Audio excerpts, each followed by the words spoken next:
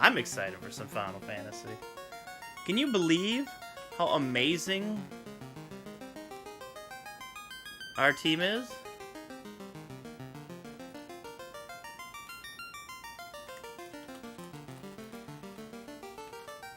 Can you believe how amazing our staff is at RGL? Can you believe how good they've been through this marathon? I can, because they're that damn good. Shoutouts to the whole staff. What's going on, RGL? I'm going to bring some Final Fantasy at you tonight. We're going to start a new game here. I'm going to go with my normal crew here. And I'll tell you why. This warrior is going to be Fiesel. Fiesel is one of the biggest reasons I got back into speedrunning, so I owe him a lot. That is incorrect, not Feel. Feast. Gyre was a huge help to get me into Final Fantasy. Much appreciation. Current record holder. And we're going to end it off with Nessie. Great, great friend of mine. Also a world record holder in Final Fantasy now. These will be our 4 warriors carrying us across the, world. We're going to save. We're going to make the orb shine, save the world. It ended on such a happy note. Here we go, everyone. Alright. So the first thing... warriors and red mages. While I'm doing this, I will explain why we choose the group we do. The warriors in this game are probably the best class in the entire game. They're extremely powerful throughout the entirety of the game, not just the beginning or the end. They can wield just about every weapon, which is very beneficial. And every kind of armor, which is also extremely beneficial. But we also go with 2 red mages. Red mages are kind of a jack-of-all-trade in this game.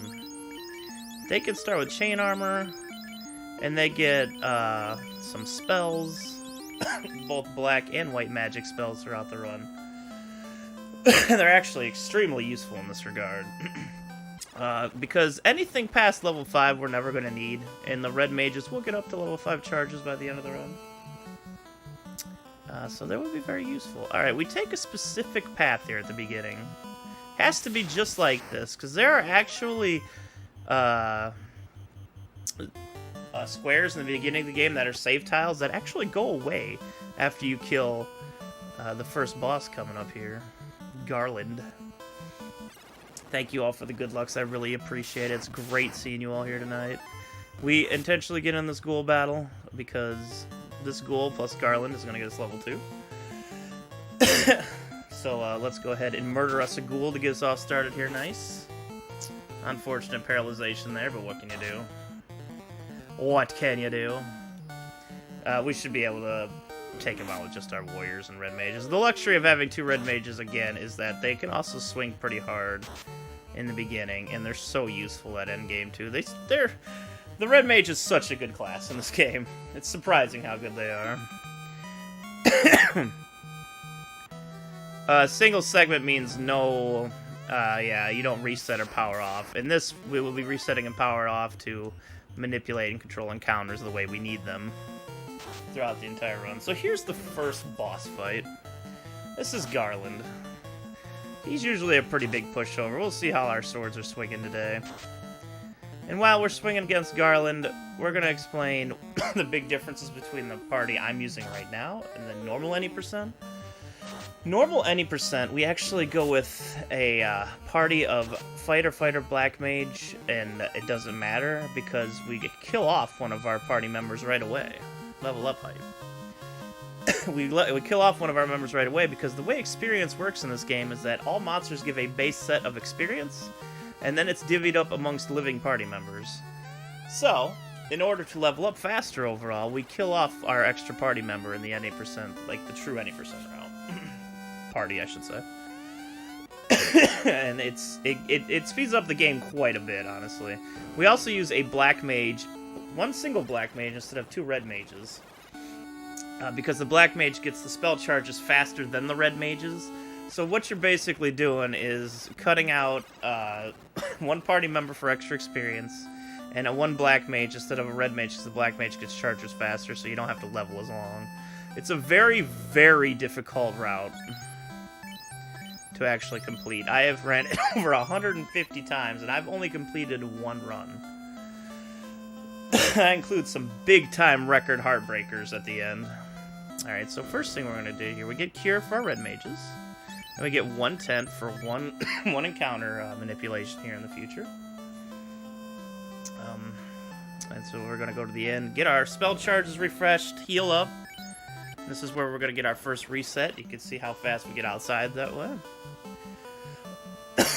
Excuse me. And then we get and then that's GG. That's the whole run. Thank you, everyone. Have a good night. Now, this is just the intro that they like to do in the Final Fantasies.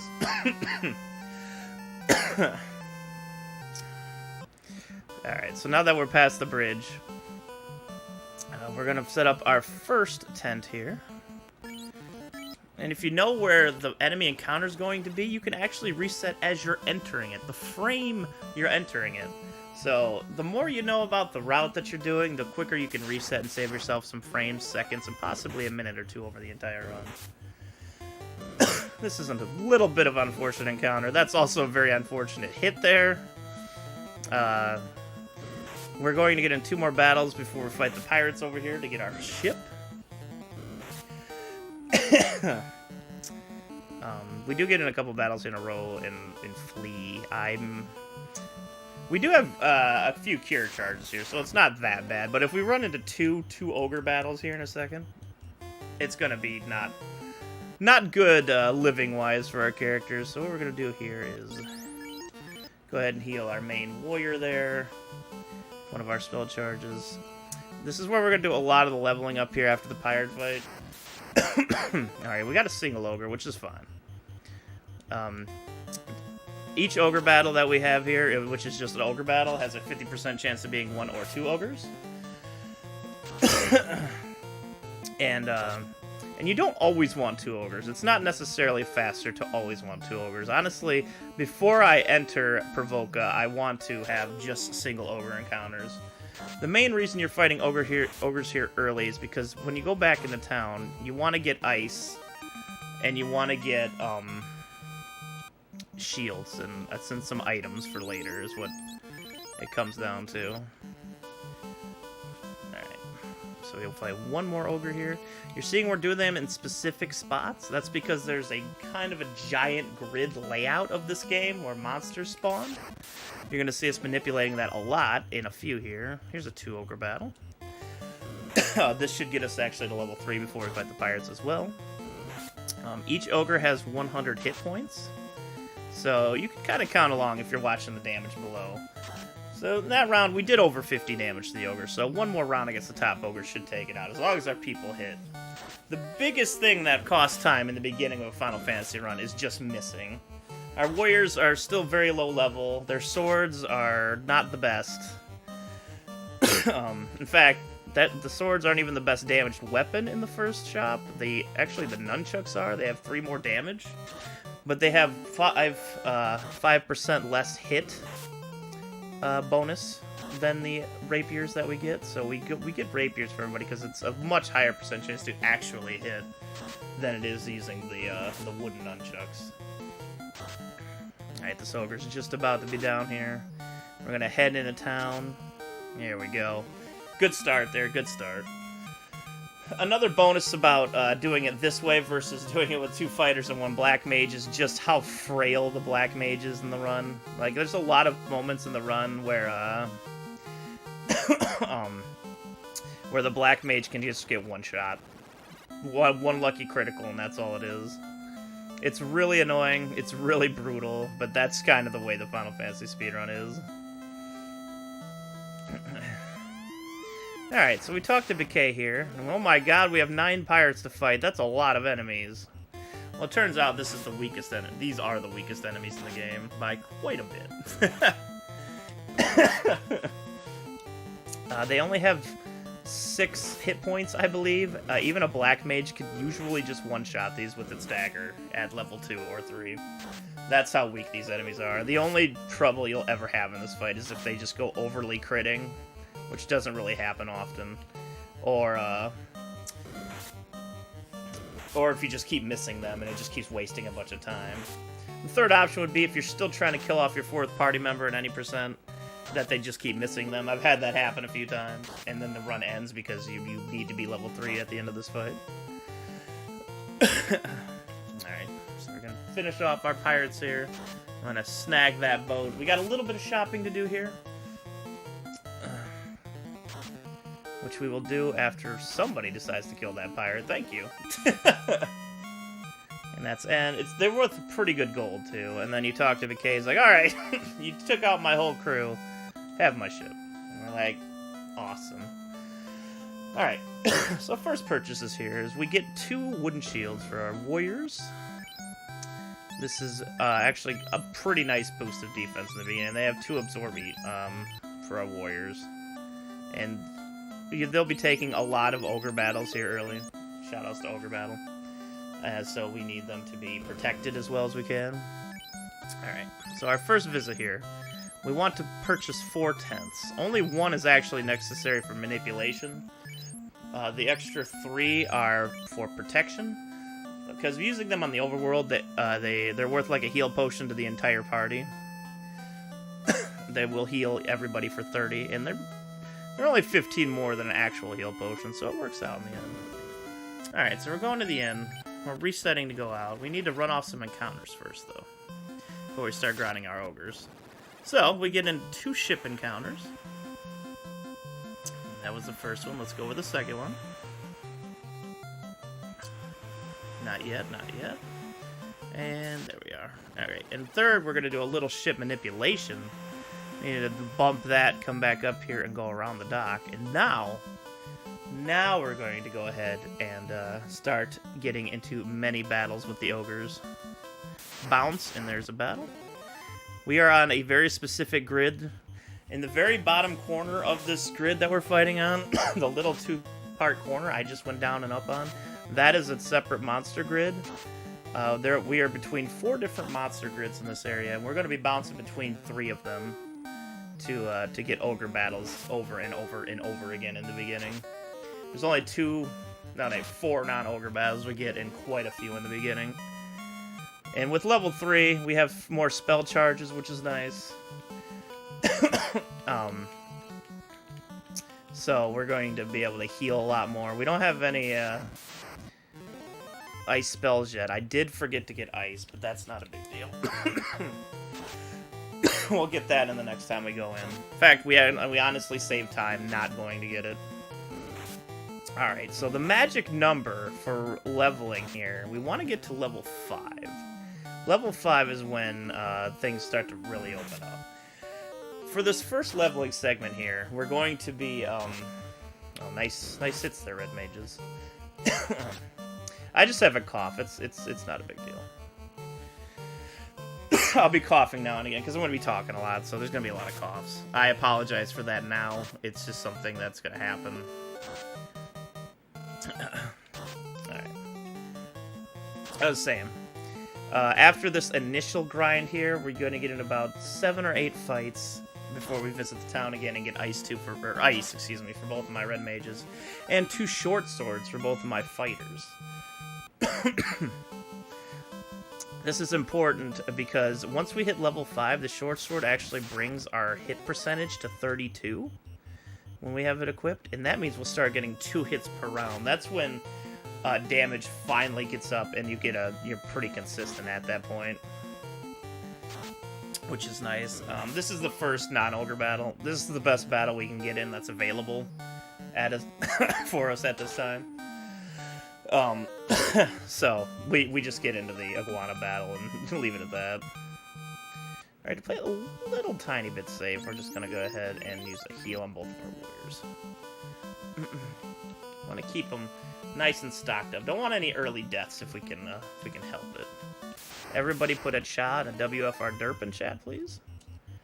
If you have the ability. If not, put a cha and put a Vohio in chat.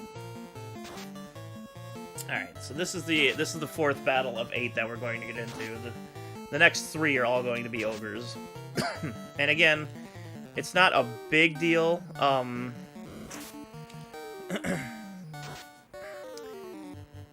That we get 1 or 2 ogres here. Preferably we'll want 2 ogres after we get the short swords and both magics and stuff, and things start coming through for us. But we'll take them as they come along. They're not too hard to kill.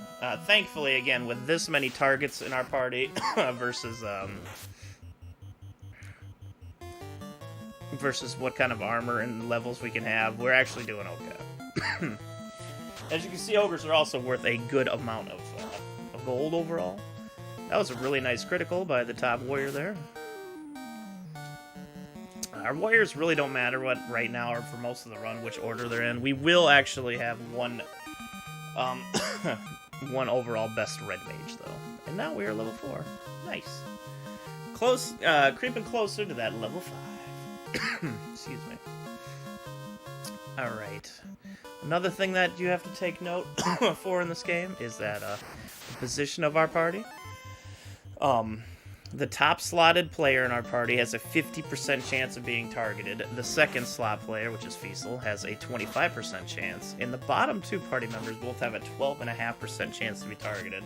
So party order is actually very important in this game. We don't want to slack on that. We want to make sure we got what's up front at the right time when it's necessary. Excuse me, I'll just take a sip of water there to try to cut down on the coughs a little bit. Congratulations, Baldmate, on your RoboCop world record. That's awesome. And thank you for hosting RGL right at the end of our amazing 8-day marathon. Alright, so what we're going to do now is come back all the way over here. We have 2 more fights before we go into town. 1 more iguana.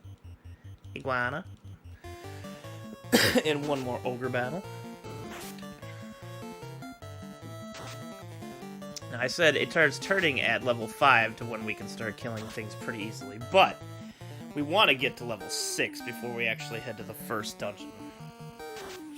Because at level 6, our red mages get their first level, I want to say level 3 charge, so they can use Lit 2, which is very important. Yeah, they are chunking me up right now. We're going to need to heal after this fight. Alright, there we go. We made it out of the fight. We should be good. I am not running any games at this GDQ, unfortunately. Alright, let's go ahead and do that, and we should be good. Got 1 more fight here. Alright, so 2 ogres. I actually like the fact that the last one's 2 ogres. Hopefully we get through them pretty quickly.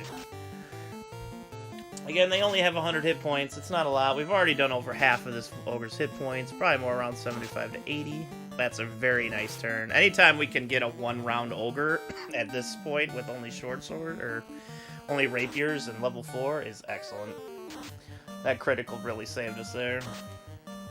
Alright. So he's over halfway dead. I would say he's about at like 65 to 70 points, so he only needs about 35 to 40 more hit points before he's dead. And then we head into town to upgrade our weapons. It's so exciting. I love it. We also have a little bit of shopping to do here. Just a little bit. So we also do our first power off and on here as well. That is important to note. As resetting just advances the step, or advances it by 1 in the monster order, but powering off and on sets it back to 1. Sets it back to the first encounter in that specific area. Alright, so we're gonna sell. Let's sell these rapiers, don't need them anymore, and then we're gonna buy 2 wonderful short swords for both of our fighters. That is wonderful. Alright. There we go. Short swords. Now we're going to head to the inn. Pick ourselves up a little bit of ice. Ice, baby. Ice, ice, baby. And then head back out to do some more leveling. Alright. First things first, we actually need to get into 3 encounters here. one on sea, one on land, and the next one on sea. We're setting up the good ogre spawns again. Alright, back in the sea again. A little farther, but not too far. Alright. One thing about you see those dock tiles back there for the ship? Those are all safe squares as well, so you don't actually advance to the next battle. So walking over you can just walk back and forth on those safe tiles forever and you'll be fine. Alright, so we got a few ogre battles here in a row. Quite a few. This is definitely the highest leveling point in the entire run, by a long shot. There are two other leveling points. One is very brief, and one is... it doesn't take too long. Appreciate the good luck. Alright, so we're going to take off here, because we need to go into grid 6-5 now for the next 3 battles.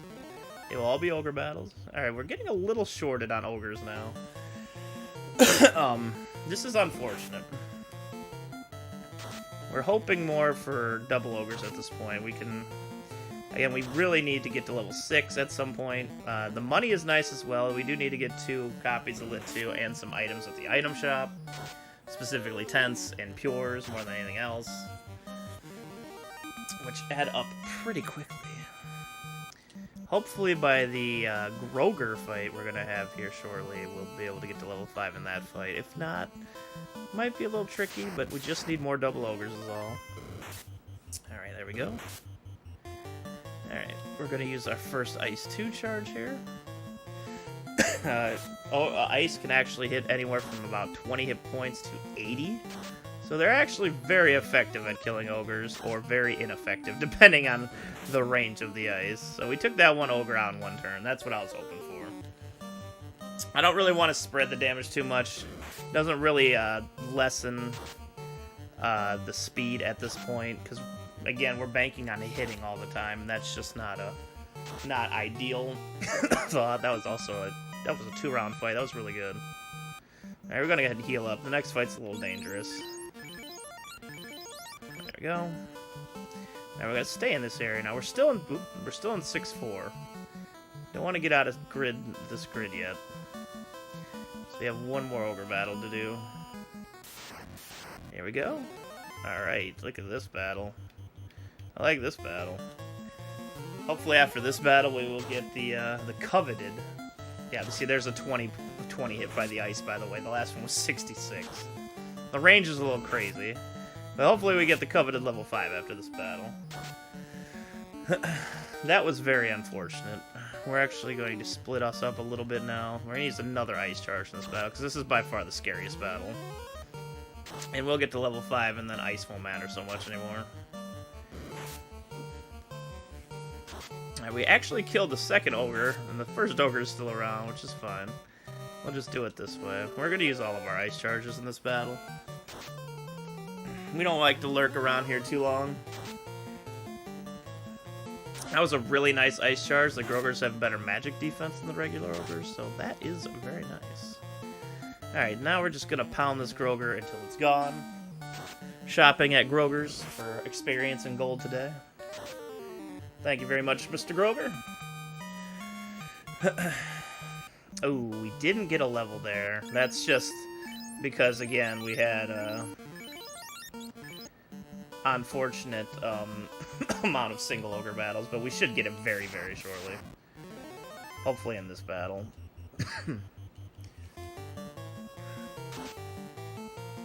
Alright, good swing to start with. We got 37 damage off of him. What was it, 46? It's 81 there. 90s now. One more swing of anyone could and should kill him. There we go. Still not 5, unfortunate.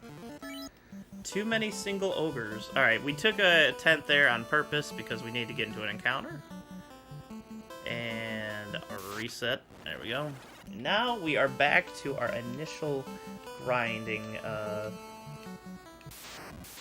so the initial grind, the same order we came in here the first time. We're having 2 ogres in this, we have an iguana, then we have 3 ogres, an iguana, and then an ogre again. So we're on the same path we were when we first got here. this. Try to get a little damage on the other ogre. This will definitely push us to level 5, which is nice. That I am happy about. All the single ogres. Nope. That is unfortunate. We're going to do it this way now. Again, I don't like keeping 2 ogres up because it does a lot of damage, and we like to be as safe as possible. Thankfully, there it goes, and we got some extra damage on this ogre now. So this battle should be over very shortly.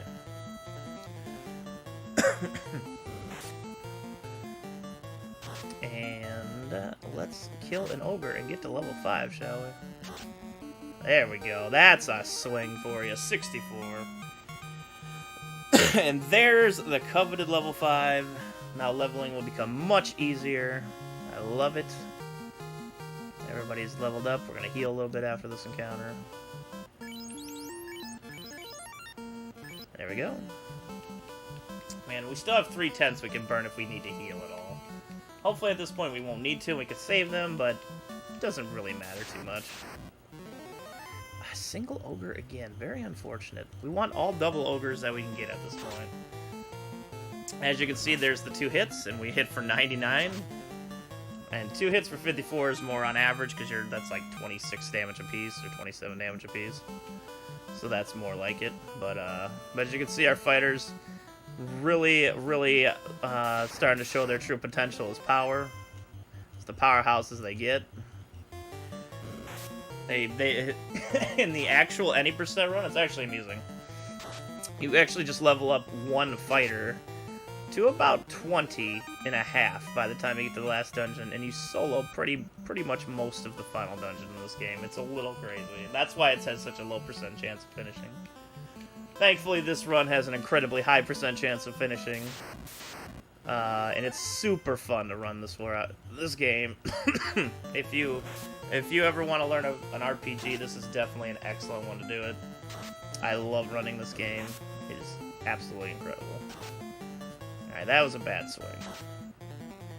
Alright, so we're gonna swap you around now. That should finish off the top ogre. And get out of this fight. Ooh, nice swing there. That should finish them both off. Still a 2-round fight, so it's still a good fight, speed-wise.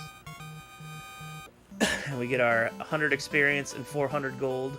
Ogres, again, good gold in the beginning of the game, and the best experience you can pretty much get. That's why we pretty much pick on ogres the whole time.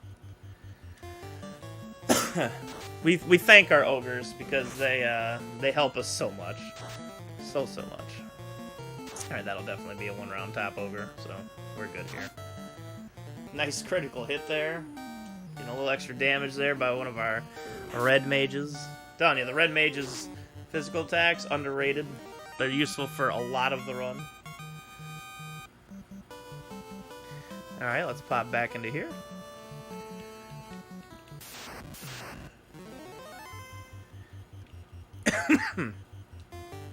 Another double ogre encounter. I'm loving it.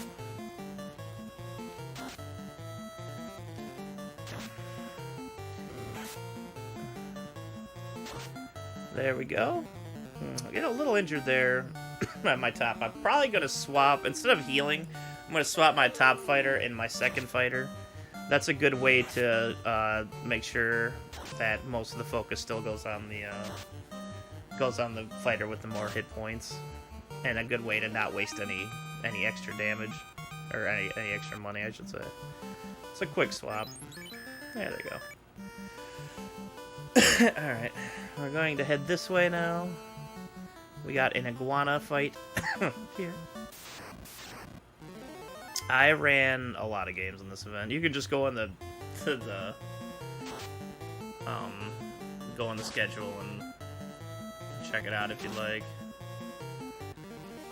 It's been a super awesome event. I've loved every moment of it.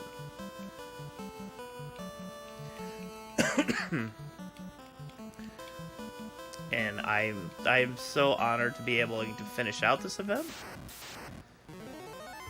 Alright. So we're getting the double ogres we need. That's great. We're getting it at the time that's the best too. which is after we're already starting to get leveled up and powerful. Alright, can I finish this ogre off here? Oof. Well, we're gonna swing like this. There we go. I really apologize for the cost. I really have to get it checked out. It's it's just something that annoys me over and over again. Alright, so that is the last battle that we do on this part. We're gonna go ahead and head inside. We actually have to do a little shopping here. We only used the one tent. We didn't use it. We didn't have to actually use any of the other tents. So we're going to only have to buy 4 tents here. We need up to 7 tents as we're leaving here. So we're at 3. So here's 4, 5, 6, and 7. Now we need 6 heals as well. 1, 2, 3, 4, 5, and the 6th one coming up. Now after this we need 10 pures. So let's get those pures. Pures are more important in this route because you have another person that can get poisoned, and that's annoying. So pures come much in handy. So that's number 7, 8, 9, and 10. And we're done here. Alright. So we're gonna go stay at the inn and reset again. And then we're going to make our way to Elfland.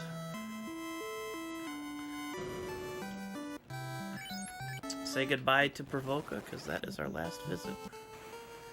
Alright, we reset our first encounter here, because it's quick. How's it going?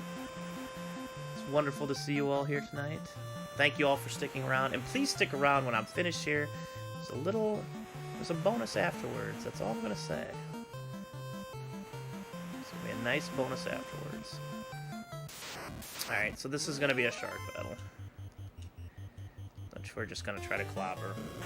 We will take the experience from the shark fight, though.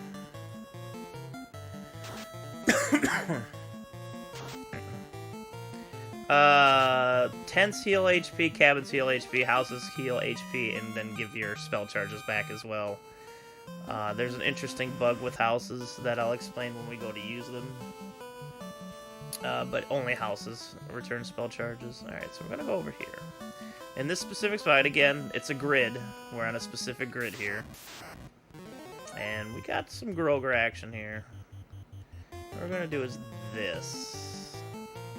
Hopefully those ice charges are going to be enough. At this point, we're just doing battles to get to level 6. We'll have enough money at this point to get the 2 split spells and the in-chart, or the in-stay that we need. But we're hoping to get, that was unfortunate. But we're hoping to get level 6 as soon as possible. Yeah, cabins are just stronger tents. That's all they do. But in this, we actually do end up switching tents for cabins at some point in the marathon safe route, because why not? You can see the amount of damage dealt. It just flashes very fast. We put the talk speed on the fastest to save time, but it just comes up really fast. You can't see their total hit points, though. I will tell you, ogres do have 100 hit points total. Alright, another double ogre, which is nice. Exactly what we're hoping for at this point, is all double ogre battles. Wow, there's a nice crit. And you're icing no one. This Final Fantasy, I forgot to mention earlier, doesn't have auto-targeting. I don't believe the second one does. I think auto-targeting became a thing in the 3rd Final Fantasy, if I remember correctly. So you have to plan out your attacks accordingly in this, which is kind of something I enjoy about this. You have to actually, you know, strategize around that. Just a little extra strategizing. Low swing from the warrior. Come on, get those swings out there. Yeah, ice for 80 is the top you get. That's a wonderful roll. That shows response for A1, yeah. That's unfortunate. I did that by accident the other day just to try it. And it is slow. Alright, 2 more ogres. Hopefully this will be the level 6 that we need. If not, we have a another ogre battle we can get into. And if we're still not level 6 at that point, we have to just power off and on and then fight the battles around here until we can get the proper amount. Don't have to worry about that, though. We're level 6. We did it, y'all. The first grind of the game is officially over. Alright, we gotta make sure not to use any spell charges after this, though. So all our spell charges are saved for the next 2 boss fights. So, it's important to note that. Alright, so now we're gonna go ahead and get lit 2 for our mages. There we go. And we're gonna have another power cycle here. So we're going to the inn, we're going in, power cycling, and of course we reset the first encounter here. Because we don't need this battle. Now we are making our way to the Marsh Cave. Woo, woo, and woo. And here we go. We have ogre battles on the way there as well, for extra experience, of course. not gonna miss out on any extra experience. Don't want to do that. Oof, wow, really? We couldn't one round the single ogre? Shame on y'all. Shame, shame. Know your name. Alright. Finish with that fight. Get that extra golden XP. Excuse me. Alright, so we actually need to skip the next 2 encounters. So at this specific point, we're going to lay a tent. The next one's an encounter. We're going to run off another encounter here, which we know is just before we hit the mountain. That's when we're going to get in the next encounter. So reset. And now, the next 2 encounters we get before Marsh Cave are both going to be wonderful ogres. Another single ogre. Not ideal. But at the same time, not a big deal. The luxury of the marathon safe route is that as we go along, we tend to level up. We don't really do too much grinding in place except for the beginning of the game, because we need those initial levels and spell charges more than anything else. It's very important to get those initial levels.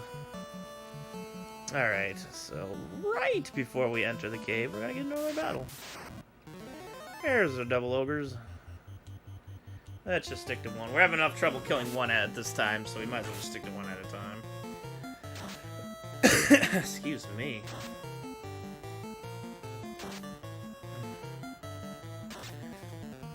Retrothon? I like it. I like it.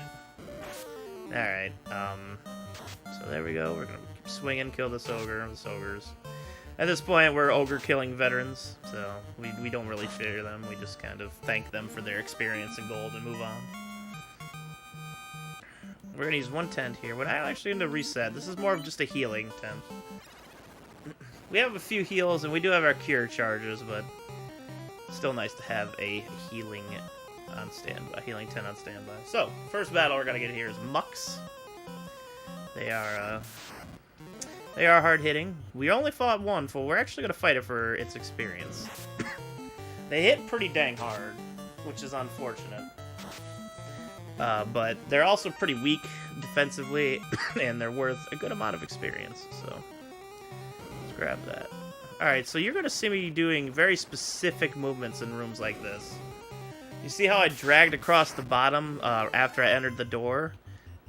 In this game, when you enter a door into a room like that, all the bottom tiles of that room are safe tiles, so they don't count towards steps on the step encounter chart. So you're saving steps every time you do that. Also, in front of doors, like this tile right here, that's also a safe square. Really? Really? You gotta do this to me, game? Oh, wow, okay. Yeah, troll. Taking extra steps here is not a big deal. But we did get a little troll bat there. Alright, unfortunately crawls are very dangerous. They hit you and stun you. They hit pretty dang hard. We got out of that battle nice and quickly, though. Alright, so we're gonna make 1 pit stop in here. We're only gonna go 1 extra room to pick up some armor. And a house. They got the back attack. Not a bad fight to get a back attack. Most of the early poison counterattacks, like arachnids, will get back attacks on you. And sometimes they can have a lot more than this, so the amount of enemies in that fight was actually nice. Alright. Gonna put you back there. Pure you. Actually, we're gonna move myself up top because I have a lot more hit points at the moment. Alright, so we're gonna grab this house and this iron armor. We're gonna go straight down because, again, these are all save tiles. I could do this all day and nothing's gonna happen. That is why our movement is so deliberate in these dungeons. Again, they get massive chances at back attacking you early. We got unfortunate luck here. Didn't poison us, though. The scum, the green mucks there, they can also poison, so... we did not get poisoned there. That's good. We're going to go ahead and get in this doorway and then heal before our next fight, though. So we're about to fight some wizards. And wizards hit very hard early on in the game. So here we go. Hope for 2 wizards. We did get 2. That's good. For safety purposes, I prefer 2. You can get 2 to 4. Or up to 4, I should say. As you can see, they hit very hard. This is what we got our Lit 2 charges for. We can actually do enough damage with Lit 2 to kill one of the wizards, but both of our Red Mage's Lit rolls were pretty low, unfortunately. But we do get the crown. So cheers to that. Crown acquired. We're going to go ahead and use your magic to cure you real quick, and we should be good to walk out of the dungeon here with our current health. There's no real danger exiting this cave. The only real danger was the excuse me, was the wizards. Everything usually just poisons in here, which is kind of annoying, and if it happens too much you can get kind of low on pures. Or the worst thing that could happen in this dungeon is if the crawls stun too many of your people. That's when it gets bad. And you're seeing right now the NPCs, they get in your way a lot in this game. Alright, we didn't get back attack this time, which is nice. We got out of that encounter, no problem. We're just making our way to the door now. We're going to walk in front of this door to save a step. This is especially important right now since we got blocked by the bat earlier. When you enter rooms like this, the bats don't move anymore.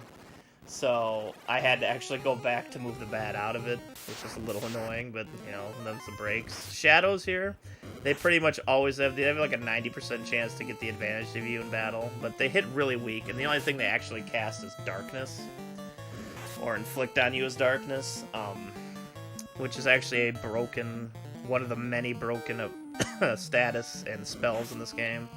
Status and or spells, I should say.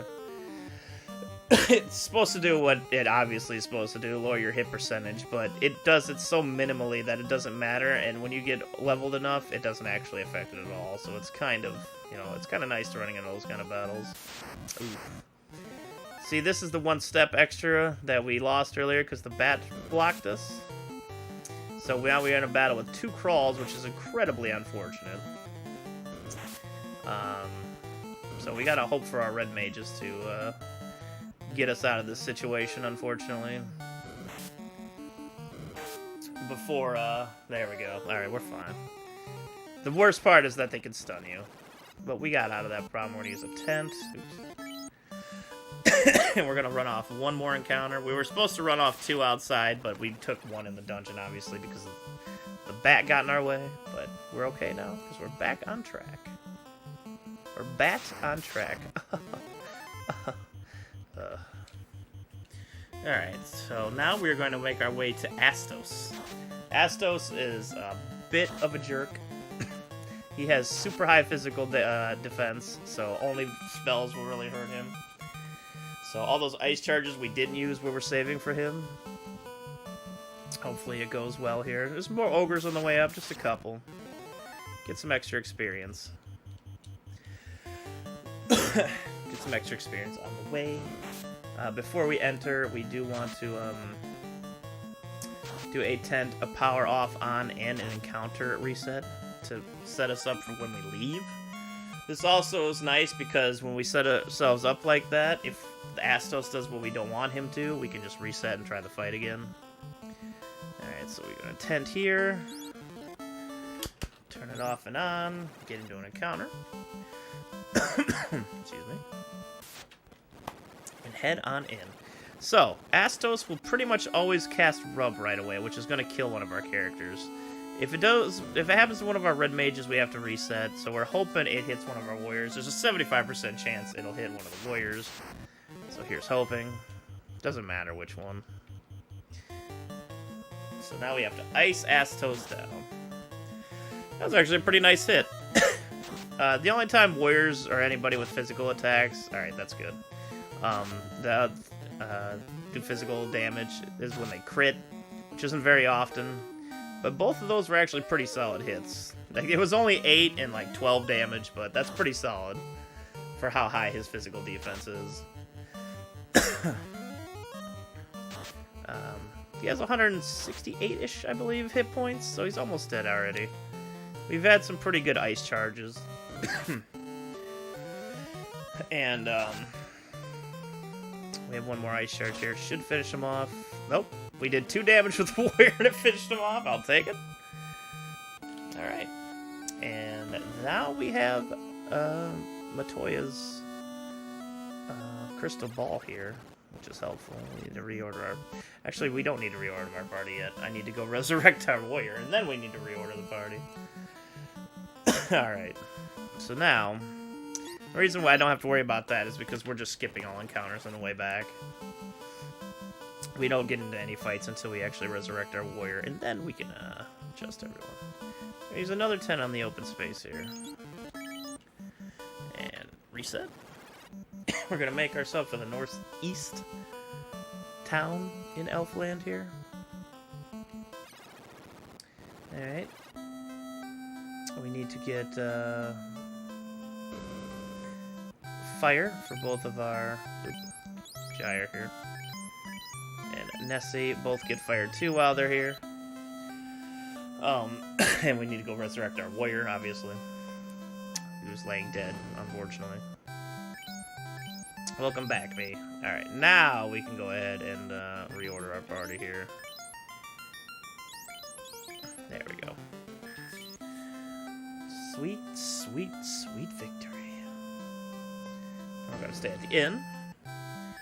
Go ahead and reset here. Get an encounter, reset again, and we're going to make our way to Matoya now. Again, using the dock safe squares to get us to where we need to be. On the step chart, there will be a shark battle that we take here in a second for a little extra experience. We're going to push this to level 7 very shortly. We'll use lit too, because we don't really need to save the charges. Alright, so that is that. We actually have a lot of shopping and other stuff to do here in the early game. What the side quest is doing right now is we're going to go get the Mystic Key. The Mystic Key is... It opens up a lot early game. And you need to kill Astos in order to get it. And Astos is basically the biggest roadblock in the early game. If you do challenge quests for this game, Astos tends to be the biggest wall to get past. Biggest hurdle. Yada yada. But once you're past him, it opens up pretty well. Alright, so here's Matoya's cave.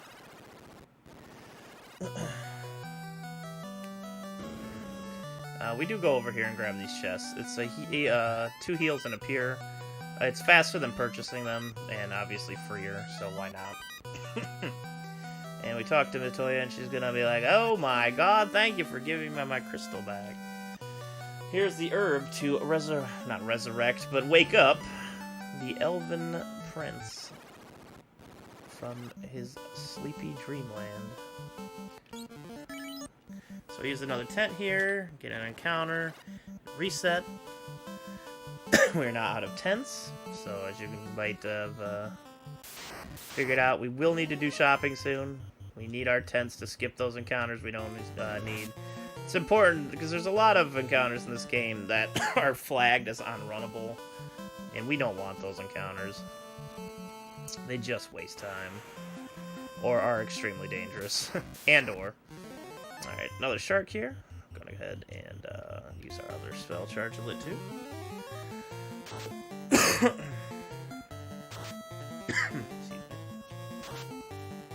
And the shark is dead. Are we getting level 7? There we go. So Feast has come out as our main warrior. It just... Any run of this game, our main warrior always comes out as whoever doesn't die to Astos. Is generally how it comes out. At that point, they're still even, so... Alright, so we're going back to Elfland, because we need to go get that Mystic Key. We're popping in and out of town to do it, though. To save steps, which is important. Alright. So we go up here. We're gonna get that Mystic Key. We're so happy about it. First, we gotta talk to Chancellor. He's like, oh my god! This herb will release the prince. Oh, look, he's waking up. Legend says, I give you the Mystic Key. Alright, so we are Mystic Key happy right now. Excuse me. So you pop out and in because it's actually faster than walking past this way. And we're going to go get some Mystic Key locked items here. Now, which is going to be a little bit of gold. And as you can see, we have the silver hammer, which is also going to be gold soon. We never actually wielded. And a copper gauntlet, which will be useful in the future as armor. Alright, so we're going to pop back into here. We're going to go ahead and use the inn. So we get our spell charges back. Then we're going to head to Conaria. Now, in the any percent route at this point, we usually, or well, we do, go to Conaria Castle first and raid all of the weapons and such out of there. But in the marathon safe route, it's a little different. You actually have to equip everybody a little heavier with the armor and the weaponry. So we're actually going to Conaria first to do all the shopping. And we're going to be shopping here for a little bit. So which part of Retrothon was your favorite, everyone? I have to ask. Alright, well, we're selling everything here, by the way. Everyone's weapon gets sold here. Every single weapon we have gets sold. Don't need them. Man, I feel like I'm really low on money compared to what I normally am at this point because of all the single ogres. But that's, again, not a big deal. But we do need 25 tens, so...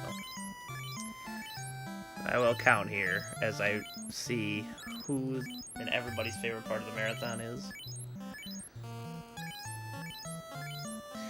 7, 8, 9. I don't want to lose count. 10, 11, 12. Tetris Black was very good. 13, 14. I agree with that, Seth. It's been the best week ever. 16, 17, 18, 19, 20, 21, 22, 23, 24, and 25. Alright, so now we also need to get 15 pures. 1, 2, 3. I agree with that, Shazner. 4. Dragon Quest was awesome block. 5. 6. 7. 8, and is correct. 9. 10. 11. 12. 13. 14. And 15. Alright, so we've got all that. Now we just spend the rest of our money on heal potions. Normally we actually have 1,000 more hit point or gold at this point, so we get a lot of heals, but we're a little low on heals here.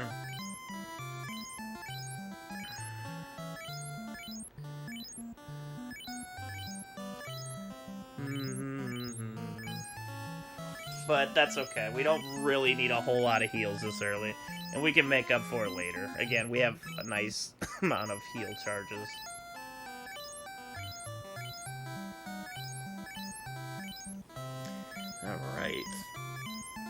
After this, we do go to Corneria Castle.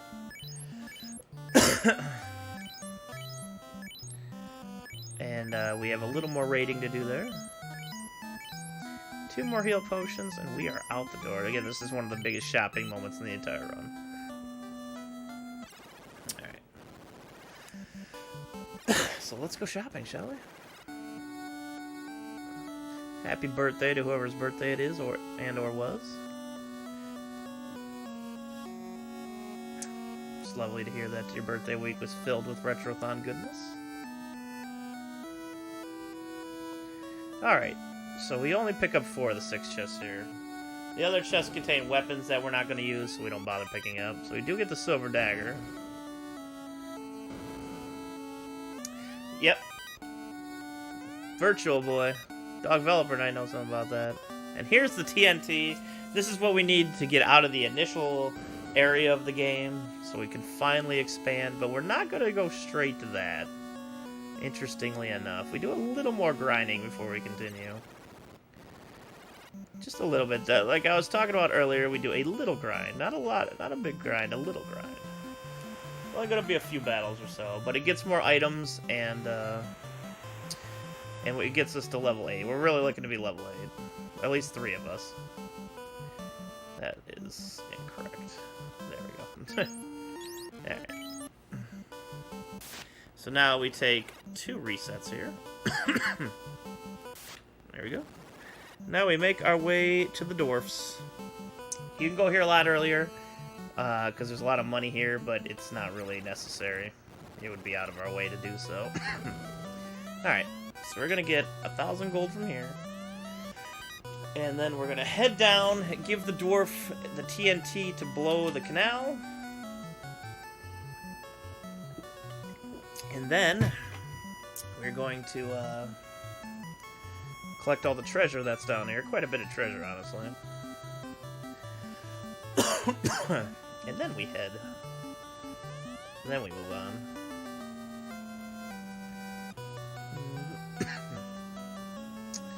Alright, so let's go treasure hunting, shall we? Getting treasures is always fun. So we got a cabin.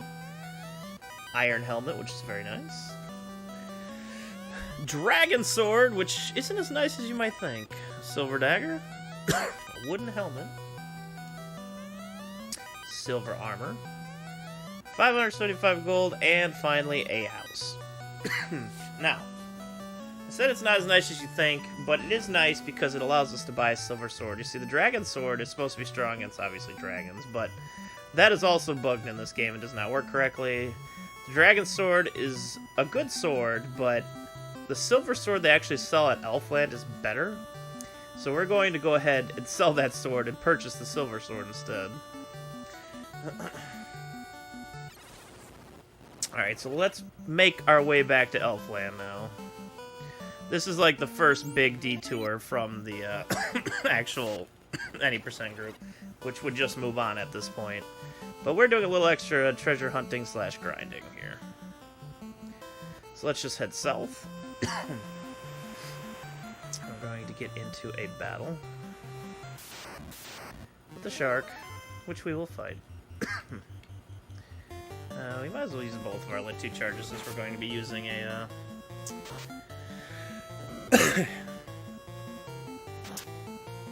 the inn anyways, after we sell the sword, or sell the dragon and purchase the silver and go to the inn. Alright.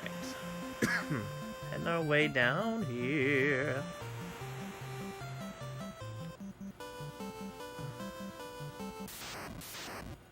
That's fine, we're just gonna run from these wolves. Run for the wolves. We're going in the bottom left corner here this time because we want to be in the right town. And we're going to go ahead and sell, again, that dragon sword because it's worth just the amount to buy a silver sword. Silver sword is better than the dragon sword. Who knew? So we got an inn visit here. Power off and on again. And basically we're doing the same thing we did last time. Now, I would normally skip this ogre encounter coming up here, but since we've been so bad on money, I'm going to go ahead and take it. Get a little extra experience. Wing it a little bit, you know. Oh, wait. We are out of... My bad, Joel. I forgot we were completely unequipped with weapons. So, we're just going to run away. Just completely ignore everything you just saw. Nothing happened here. Alright, like I said, we're running from that encounter. Never would I say we're gonna fight an encounter with no weapons. That would just be ridiculous. Alright, so let's go ahead and tent here. Get into an encounter. And make our way to the Northwest Castle again. Like, why are we going back to the Northwest Castle? Well, I'll tell you why we're going back to the Northwest Castle. There's actually a Mystic Key locked room that has a few items in it and a nice place to grind.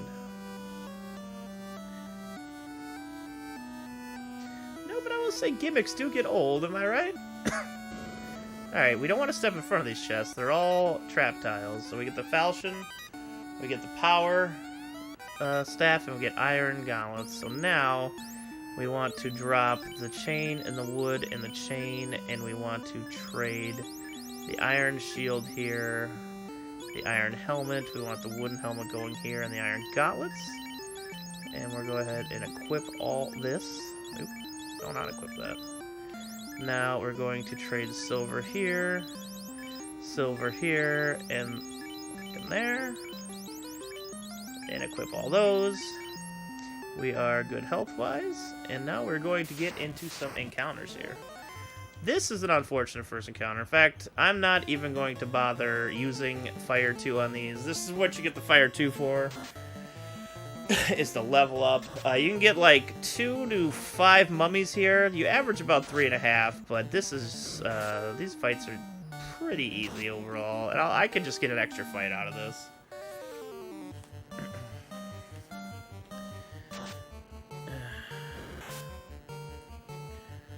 So it's not a big deal. Also, the silver daggers were better than the previous, like, short swords we had, too, which is nice. Alright, so that was an easy enough battle. Let's just use a spell charge of Cure a few times here. Go into a battle. There's more like it. Alright, so now we're going to go ahead and use Fire 2. The worst thing about mummies is they have the capacity to put you to sleep if they hit you, which is unfortunate. There, right like that. So we try to avoid that as much as possible. But there's only so much you can do. But you have a great chance of waking up when you're put to sleep in this game, which is nice. And that's why we take Fire 2 charges here. We get a lovely 300 experience. Alright. Alright, we're not going to avoid using Fire 2 again. We're going to go ahead and use it for this battle.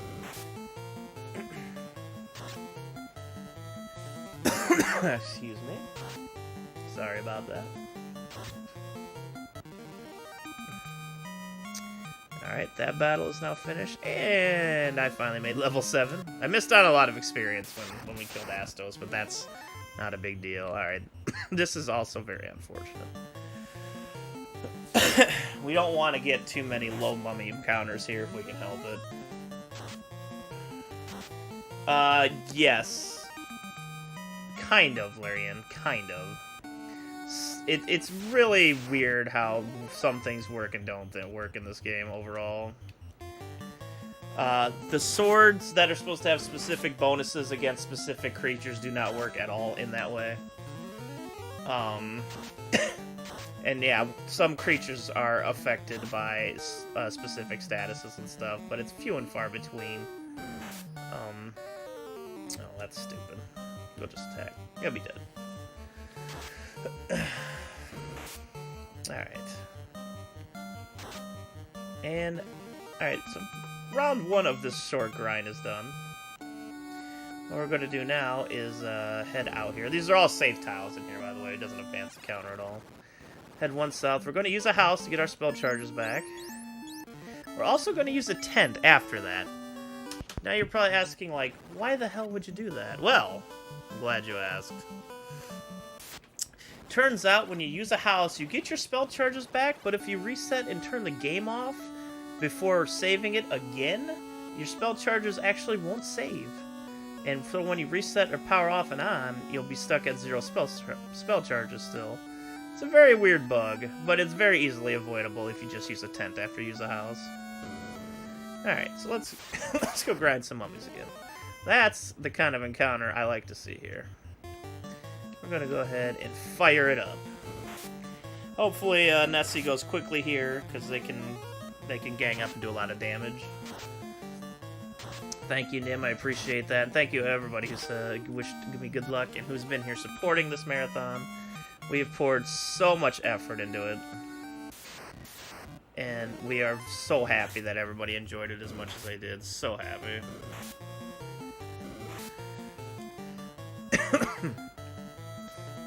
Alright, so they put asleep my second mage there, which is kind of hurting, which is unfortunate. Oh, please, leave my mage alone. There we go. We should be okay now.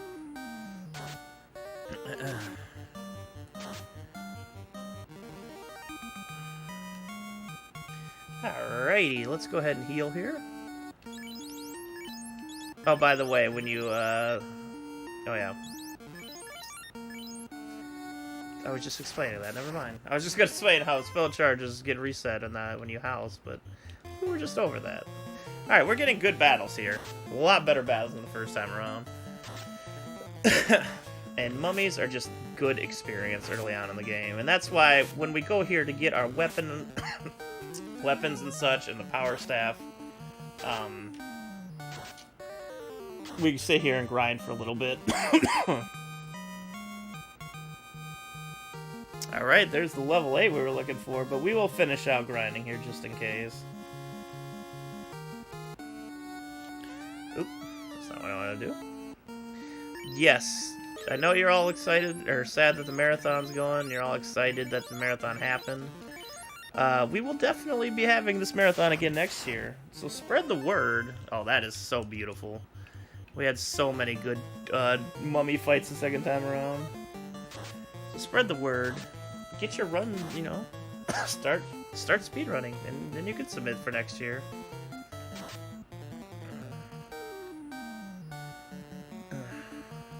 Alright, so we're gonna kill this last mummy off and leave. Alright, so we got the power staff. It's really not useful whatsoever. I think that's all of our spell charges, yes. Yeah, we're good. Okay. But it is worth about 6 grand. So that's what we're gonna use it for. Again, I'm sorry for the cough. Something I've been battling with for a while. I apologize.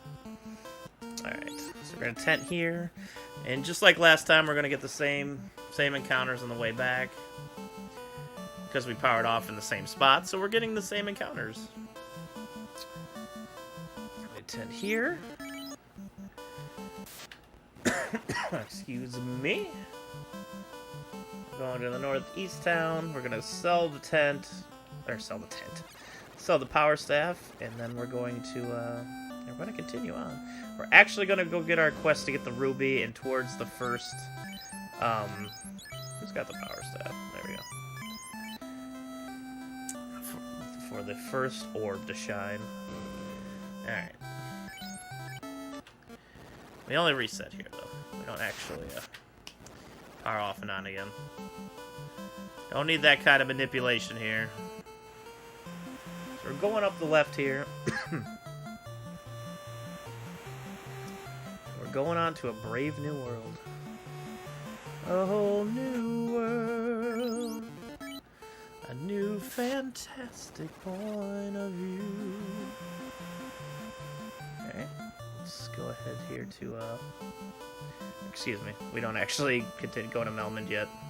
We're gonna tent right here, which is another encounter. And then we're going to get to the top of this little knot here. Tent again. Wait, another encounter, and then, on top of all that, we're going to tent here again and power off and on. There we go.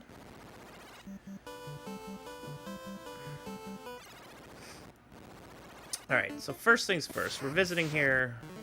Alright, we only got one bull. That's rather unfortunate. We want 2 bulls in this fight, for sure.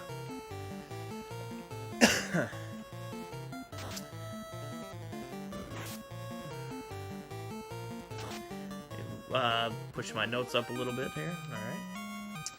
Alright. But we want 2 bull fights as much as we can, as we call them. Double bulls! Double bulls! Double bulls! But unfortunately, we only got a single bull.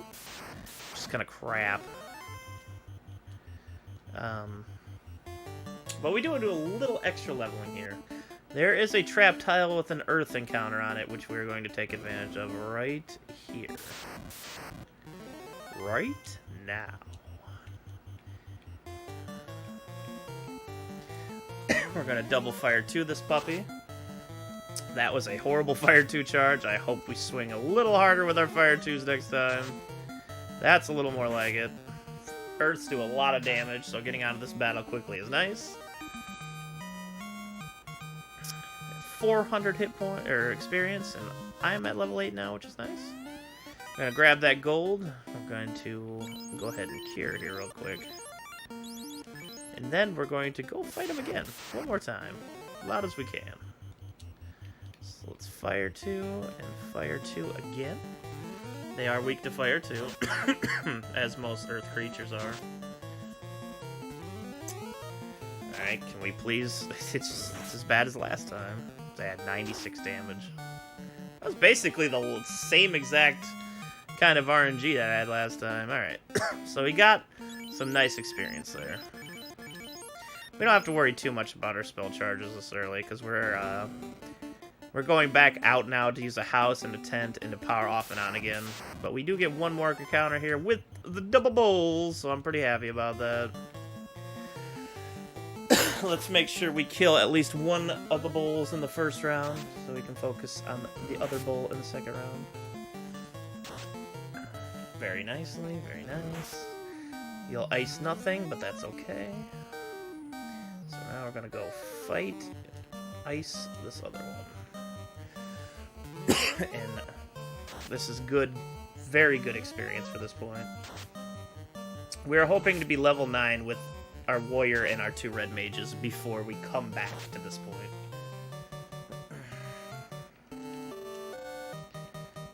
And fight Lich. Just for extra protection, basically. We need that extra protection, yo. We can never be protected enough. Put it on, put it on. Alright, so we're gonna go back out here. Go 1 south, we're gonna house again. And then tent. And head back in to go get the ruby. Excuse me. Alright, another double bull. I like it. I like it a lot. Go ahead and use our ice charges here. We got a few of them.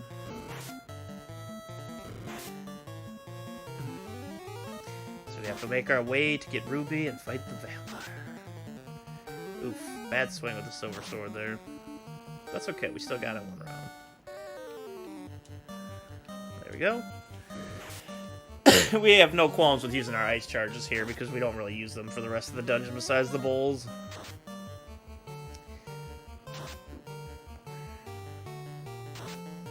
But yeah, the silver sword is just such leagues ahead of any other sword at this point in the game, and you can get it so early. It's pretty ridiculous. It doesn't have a real high crit rate, but it does really nice damage. Alright, so we're going to make our way to a set of chests over here. Both runs through the cave, we go out of our way to get 1 set of chests. And we can do that without actually getting into an additional encounter, which is nice. So we're going to head over here. This way is slightly longer than going through the middle part, which we will use the next 3 times we're going through here, or next 2 times we're going through here. That bat out of the way. Alright, I'm just gonna have to wait for the bat to move. Alright, so grab the coral sword, grab a little bit of cabinish, and we get the gold. Alright, so now, trade the coral you and the falchion to you. We're gonna go equip those. And, oh good, we got the advantage. These battles are difficult, they just take forever, and usually the Arachnids actually ambush you. And then they get every hit in and poison like 3 of your party members. It's a little annoying, and it's a lot of time wasted. Alright, Bat. Alright, Bat. Alright, the Bat got out of the way. There's a couple places the Bat can actually get that's really annoying, that we hope that they don't get. They can actually block hallways, and that's just a pain in the butt. Alright, so we're pretty much running from everything at this point. There's one encounter I may take in here for a little extra experience. And that's a mummy encounter in here as well. Alright. We're gonna go down, see that room up there. When we come back here, we're gonna go that way and grab some extra cash. But that's in a little while. We have to do one of the most ridiculous backtracking side quests in this game first. It's gotta be one of the most annoying ones, if not the most annoying one in the game. There we go. Nice and easy. Oof. Bat. Bat, please. We're gonna take this encounter because why not? It's some free experience, basically, especially since we got the advantage. It's nice to have extra fires for later, but it's not really necessary. And 200 experience is nothing to shake a stick at this point in the game. Yep. Are you gonna go down? Of course you are. NPCs, they're wonderful. Alright, let's count. There's 1, 2... Where's that third? Okay, there's the third bat. We get a little scared. If there's one of those bats is in the hallway down there, you have to wait for it to leave, and that is misery. Alright, these are some of the worst early fights in the game. The images can paralyze you, which they just paralyzed 2 of my people, which is very unfortunate. And this is one of the worst amount we can get. They can get up to 6. If 6 ambush you, that's real hard times. But it shouldn't be too bad on this route, since we have more than 3 people. It gets a little sketchy in the other route. Alright, so let's go ahead and cure up for this boss. Yeah, we're good. Alright. Oh my god, no living being can beat me. I am a vampire. So with this vampire, we're gonna use 1 fire 2 charge. It should be more than enough. Let's hope it hits big. Alright. It hit for 156. The vampire has 156 hit points. That could not have worked out any better. Alright, so we're grabbing the ruby, and we're making our way back out of the cave. The wizards are not an unrunnable encounter. This is what we're saving the rest of our charges for, basically.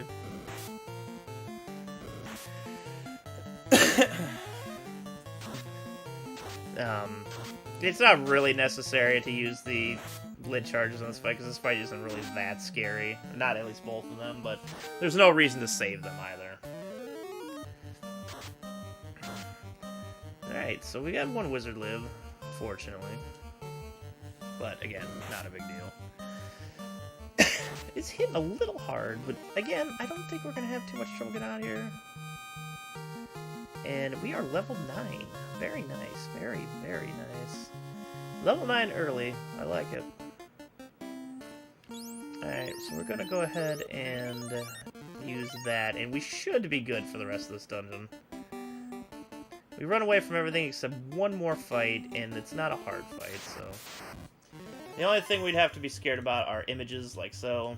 If there's lots of them and they get the advantage, or if they just stun a bunch of our people right away. It's unfortunate, but that happens quite a bit. So... Alright. Ooh, unfortunate stuns, but we are out of there. They don't really hit too hard, you just have to worry about them stunning everyone. I believe there's another image fight coming up here as well. Oh, this is the worst kind. Alright, cross your fingers, everyone. Alright, so they stunned 1 person. That's pretty good. Oh, well, now they stunned 2 people. Come on, red mages, you can do it. I believe in you. Yes! Good run there, good run. Alright, that was a little bit of a close call early on. Oh god, bats, no, please. Phew, that's another hallway they can get stuck in right here. A lot of close calls early. This battle is not dangerous. It just could be time consuming. But we ran right away. So that's good. No issues there, no issues there. And now we just have some poisonous creatures and a bullfight on the way out. We do take the bullfight, so let's hope that it goes in our favor well. I'm hoping for 2, in hopes that the other warrior also gets level 9, but it's not really necessary.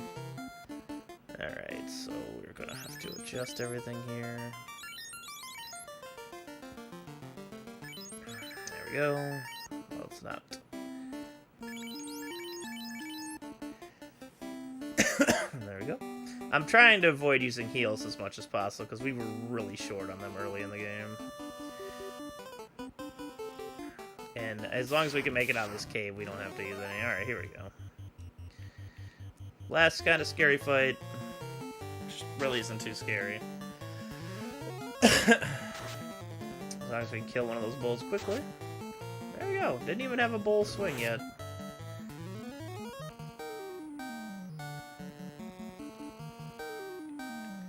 Alright, so we're gonna use the rest of our ice charges here. We're gonna use our last cure after this battle on Gyre. Because there's one more battle coming up, but I doubt it's gonna be a big issue. We'll see, though.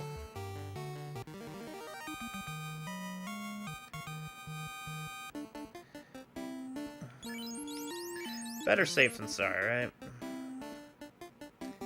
This is marathon safety, after all. Alright, now of course. So all of us are probably going to be poisoned by the end of this fight. This is one of those time-consuming fights. One of them their time-consuming fights. Alright. So that was our final encounter here, so we're fine.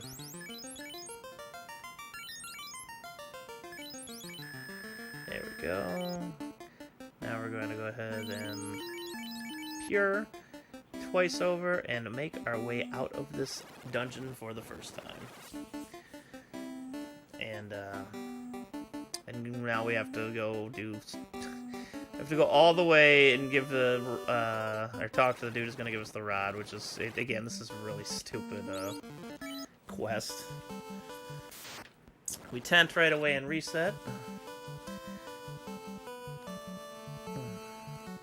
Such an early RPG side quest. Alright. Tent again, turn it off and on. So we have reset the power. I don't think I got level 9 with my warrior, which isn't a big deal. We will go ahead and take this fight when we are way out of spell charges. Just to see if I can get level 9 real quick. And again, it doesn't hurt to get extra levels at this point.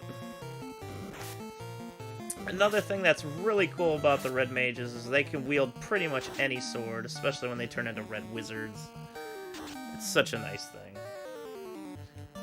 Actually, no, you fight him. You fight him. There we go. That should be enough to kill possibly 2 rounds in this fight. Nope. Silver Sword didn't quite swing as hard as I had hoped. But again, that's not a big deal. It'll be a 3-round fight. And we'll get a decent amount of experience and an extra gold for later. Didn't really take too long to deal with this fight. And again, you know, good experience. Alright. So we're going to make our way to Melmond. We're simply using this as a spell recharge spot for now. We actually visit this place a couple of times in the future. Alright, so we're going to go in here and reset. And then we're going to get into encounter and reset. Take the docks safety squares and head over here to get that rod. First we're going to use a tent here. And then we're going to go in front of the cave over here and use another tent. And then run off another encounter. There we go. And we're going to go up, up, and up. And there we go. I like this cave because of the color scheme. It's the same cave as Gurgu Volcano, but it's all blue. I think it's the only one really like that in this game. I think it's just really neat. Brief, but neat. It's the best part of detouring this way. Alright, go to the edge here. Get rid of that encounter. Make our way into the cave. Whee! Alright. I have a weakness for soda, to be perfectly honest. I love soda, but I can cut it out whenever I want. I know that sounds like an addiction thing. I've gone like 6 to 8 months many times without soda. I just end up having it in because I'm bored. But soda's delicious. I try not to drink too much of it. That I just tried for the first time like last week. I tried or maybe not even last week, maybe a couple days ago. I tried ginger ale lemonade, and it was amazing. Okay. Cross my heart, I swear it. But just at some point I'm like, why am I even bothering if I'm not doing anything else? That's what my brain comes across on. But yeah, the ginger ale lemonade was absolutely delicious. Highly suggest it to anybody who's interested in trying a soda they might not try.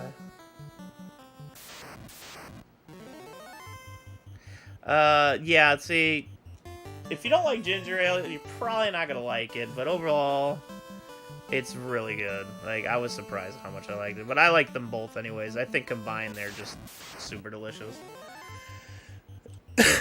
Alright, we are heading into the cave, and we are on our way to our very first orb shining.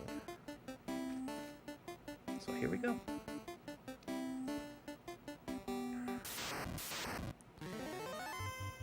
I think the ginger ale cuts the sweetness of the lemonade a little bit. I don't like lemonade, like, okay, like, when I go to Chick-fil-A, their lemonade is one of the most ridiculously sweet lemonades on the planet, and I hate that, because I love lemonade. But it's the sugar in it is just absolutely awful. I will say no to pulp as well, but going back to lemonade, it's just so sweet. Amusingly enough, one of the best lemonades I've had on the sweetness chart to being just right was at an Arby's. Their lemonade was actually really good.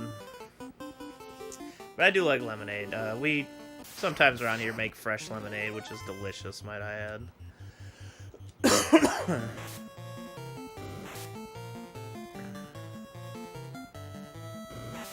Oof, another poisoning. Unfortunate. There's not too much more to talk about here. It's just us running from the same encounters that you saw previously, pretty much. We're gonna go ahead and pure our fighter here. Which is why we get so many pures early. Yeah, I don't really care for pulp at all. I think it's a little much, but I mean, that's just me. Some ogres to run away from. Hello, ogres. You were so useful in the beginning of the game. Now you're just in the way. Images. Gotta get the heck out of here. I think in this route, the scariest place and the second scariest place when you're in the true any percent route is the ice cave, to where images are like the least of your problems. They have their grown-up cousins, the wraiths, in there. The ice cave is just a nightmare in this game. The cool thing about the marathon safe route, and I guess this is the regular route too, is you do save outside of there and power off and on, so you can just do it as many times as you need. But like, it's such a run ender in record runs. It's insane. Every single fight in that cave could end your run. Every single one.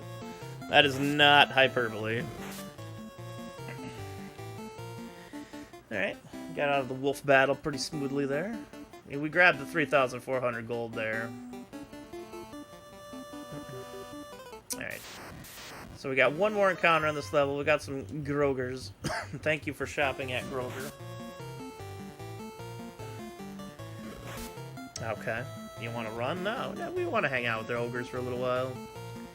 Thank you again for giving us all that golden experience in the beginning. No troll bats. Not so far, anyways. Alright, so we get all the way back and all the way to get the rod and all the way back here so we can get through this. We use the rod and now we can enter. Alright, we do run off an encounter here and then go back and run off an encounter before we continue here. It'd be a really crappy encounter. Alright. 2 trolls I'm not too fond of, so I'm just gonna leave this fight.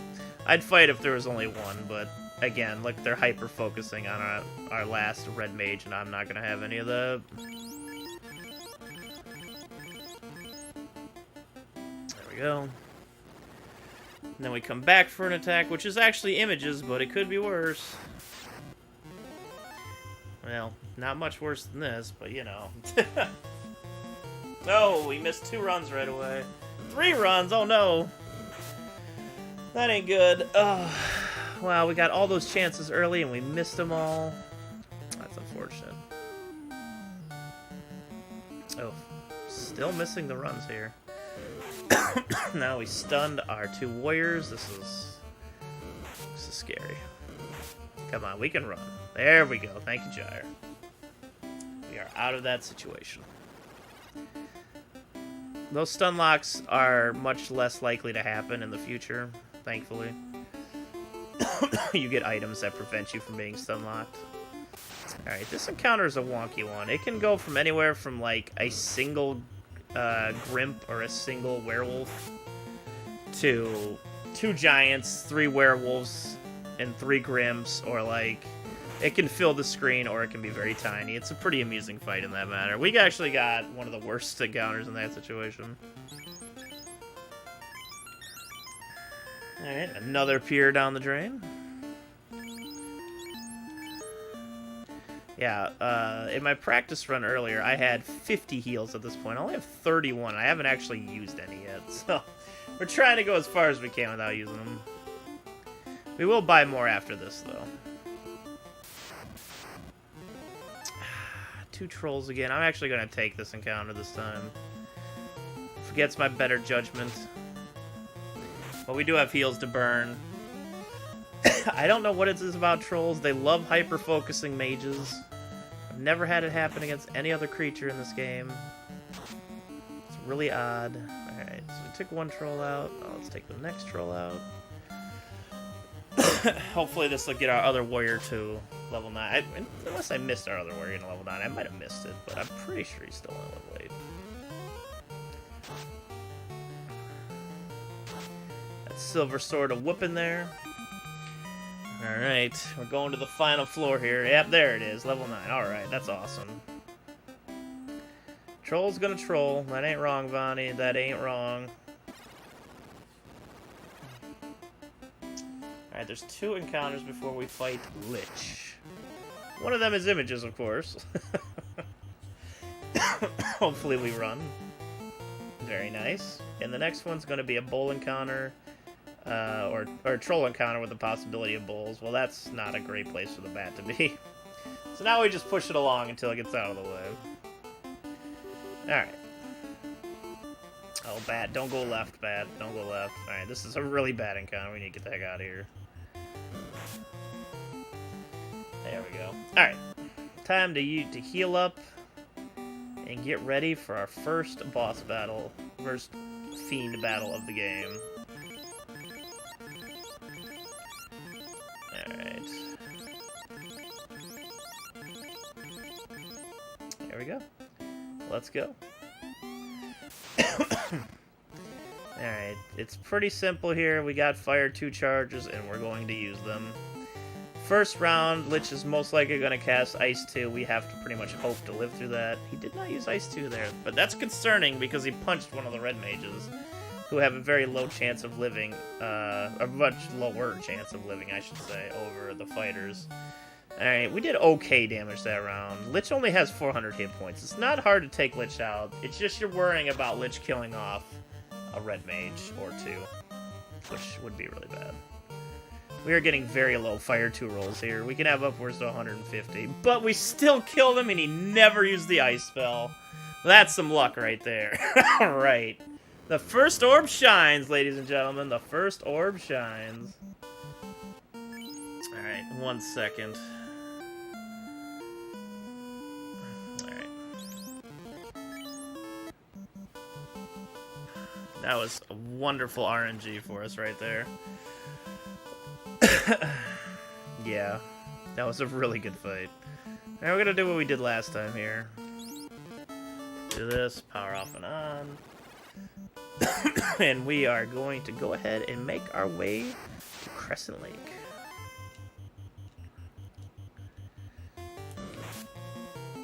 I'm considering switching around myself in Feast because I have so much more hit points than he. I've got a lot of better hit point rolls than Feastal has.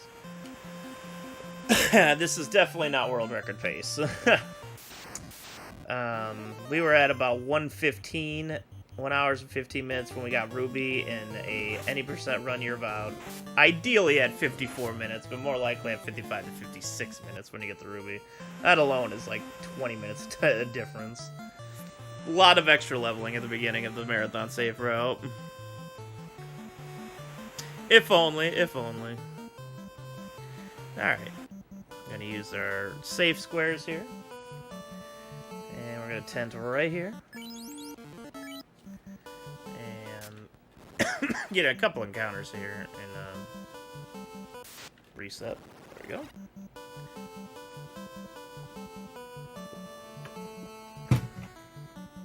Alright.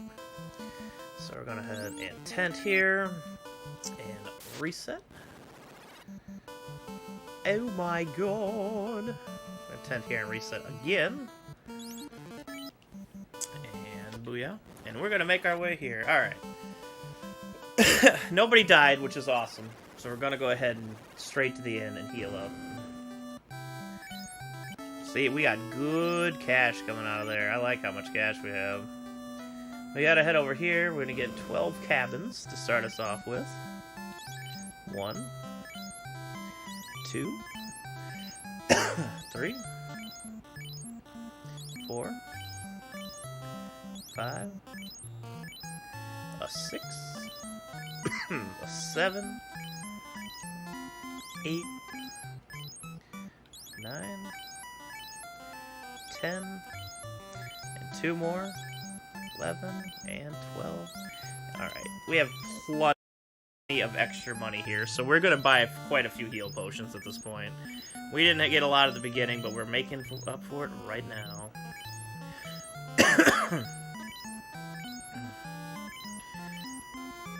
Oh man, I just want to say again, thanks all of you for coming out this entire week and supporting us.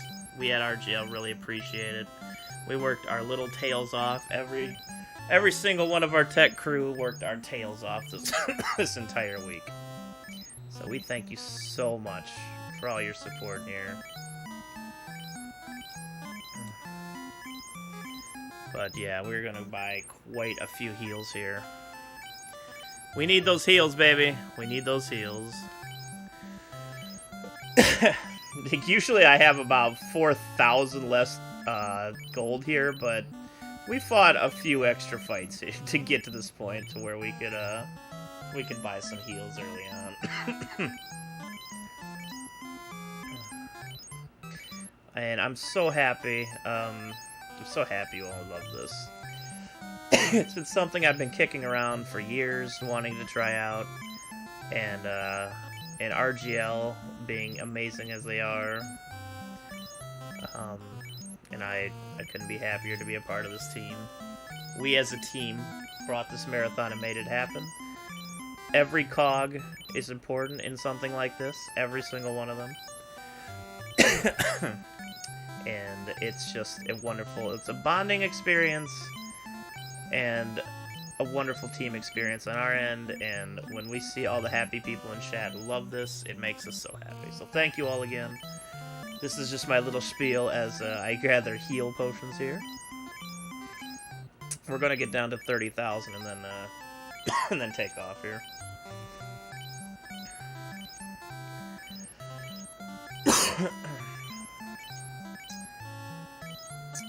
Once again, I'm going to ask, in case anybody missed it earlier, what was your favorite segment of this marathon? I saw a lot of varied answers, and that is what warms my heart the most. I'm glad it wasn't just one thing. I'm glad it was so many people enjoying so many different things.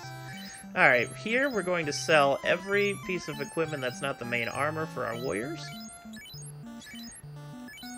So we're going to sell our helmets, our shields, and our gauntlets. And then we're going to go ahead and purchase a set of silver for each of them, which is wonderful. There we go. Silver helmet and silver gauntlets. Alright, now we're going to go ahead and equip all that. We're also going to go ahead and drop this. We do not need that armor. Turns out even selling it for 40 gold really isn't going to help as much. Sonic block was awesome. Mega Man block was awesome. The blocks were amazing. The scheduling for this was fantastic. Again, amazing job, the RGL staff and tech team. Alright, so what we got there was the canoe. Now we can actually go into the rivers, which is important because we're going to go someplace we definitely shouldn't be going right now. Definitely should not be going, but you know what? We can manipulate stuff, and we're going to go ahead and do that. Alright, so every time we do these are actually safe when you walk in and out of rivers. So those are safe tiles. So you're going to see us again, specifically go in and out of rivers to get safe squares. Alright, so we're going to make our way to the Castle of Ordeals already. The Castle of Ordeals has the tail in it. And what we need to do with the tail is we need the tail for later to actually rank up and become our next class. Fighters turn into knights, red mages turn into red wizards, thieves turn into ninjas, black belts turn into monks, I think. And of course, black mages and white mages turn into black and white wizards, respectively.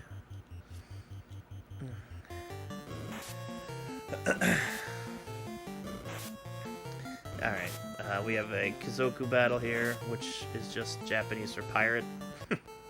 There are pirates and then pirates in this game, which is nice. Alright, so we're going this way, going around the bend, and now with the canoe we can actually come here much earlier than we normally would be, which is really awesome. It turns out this place isn't even really that bad, honestly. With the encounters that we set up for it, really not too bad. We're going to only get in about 5 fights total here, which is really awesome. And we're going to get as much experience as we can from this place. It is never too late to sub, but this marathon wasn't about anything other than the runners and the games, respectively. It's about speedrun and the purity of speedrunning. That is what this marathon was about. And I could not be happier with the respect that everyone has given this marathon and how much enjoyment they've gotten out of it. So here's our first fight. It's mummies. We're going ahead and we're going to go take this fight. We use one of our fire twos here. As you saw earlier, fire twos tend to really mess these enemies up. You put my warrior asleep, you jackwagon. This should kill pretty much all of them. That was a really low fire 2 shot on that first one, unfortunately. Alright. Yeah. So he woke up. And we're gonna do it like this. Hopefully that kills. Yeah, we might have made a mistake doing it in that order, but it's really not a big deal. Ow. We really wanted to kill the wizard mummy over the, Alright, there we go. So that'll earn us some extra experience. At the cost of not too much.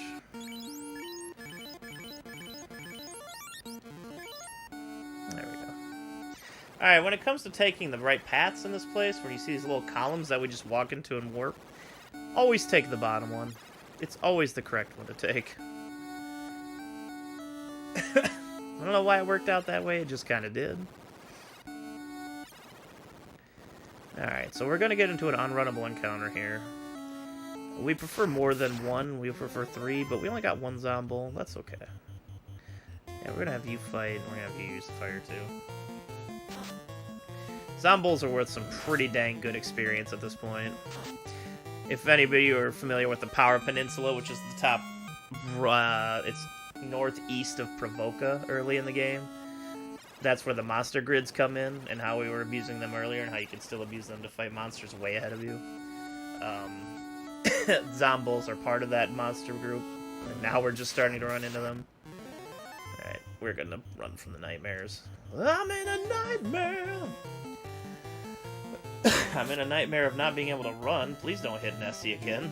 Now it's really bad. Yeah, well, that's fine. Sheesh.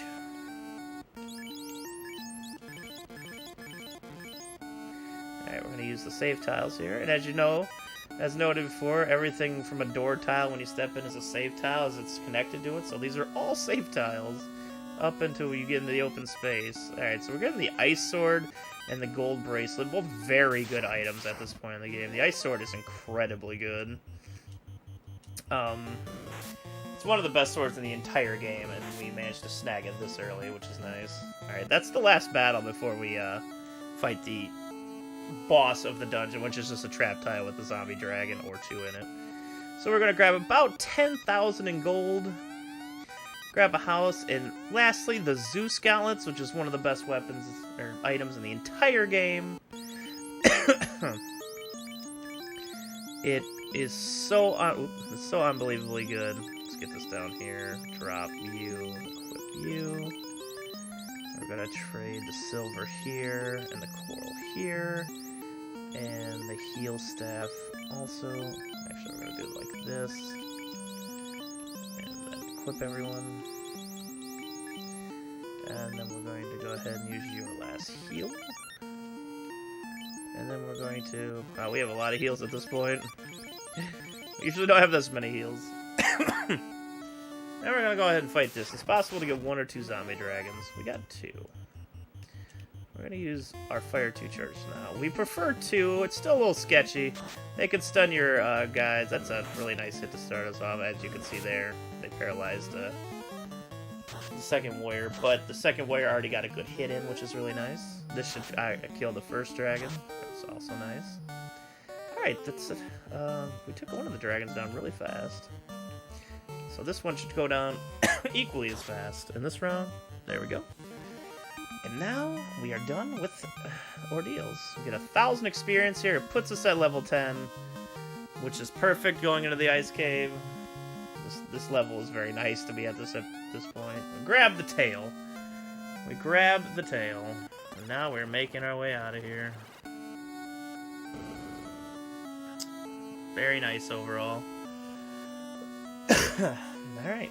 Castle ordeal's over with. We're going to go ahead and cabin once we get out here. And reset. And make our way back to Elfland, because there's a couple of things we want to get before heading to the ice caves. There we go. Back in the boat we go. Going to Elfland. Alright. Run from the shark. Head to Elfland. We're gonna get one more encounter here. These are pretty quick encounters within each other. Who let the horse in? Who let the horse out? Who? Yeah, it's quite literally a rat tail. As it's been explained, it's about getting something insignificant. It's about putting your life in danger to get something insignificant to show that you're truly courageous. Alright. I'm gonna go up into the item shop here. We're gonna get some softs, which are cure us from the stone ailment, which is very important in the upcoming dungeon for at least one battle. Gonna get 4 of them. And then, after this, we're going to go to the Black Magic Store and get us some really nice spells. Alright. Oops, wrong person. We're going to get Fast for both of our Red Mages and Ice 2. Both very nice spells. Specifically Fast. Fast is an insanely good spell in this game. Fast is haste, and it doubles the amount of hits that people do when used on them. Alright, making our way to the scariest cave in the game. Scariest cave in the entire game. Here we go. Now we have pretty much unlimited number of chances to beat it. That doesn't make it any less scary. It's a really hard dungeon. There are so many creatures that can wreck us in this next dungeon. We have Wraiths, which are, again, the grown-up cousin of Images, and do the same thing, except they hit harder and have a better chance to paralyze. Bad Kitty, what's going on? We have Frost Wolves for the first time, which do enormous amounts of damage. They cast Frost. And we will have to fight at least 3 battles where they have the possibility of spawning, because Frost Giants are unrunnable encounters, naturally.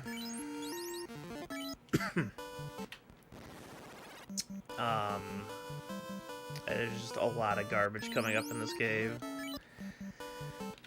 The first battle, we have Cockatrice that we're going to be running into, which have the ability to stone you, and they can be in such large groups.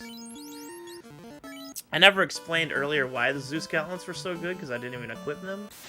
So, some weapons and armor in this game can be used as items in battle when you get them. The Zeus Gauntlets is one of them. They cast Lit 2 for free every time you use them, and you have unlimited charges. That's extremely useful, and you get it earlier than most other of these super items, so it's very nice to have.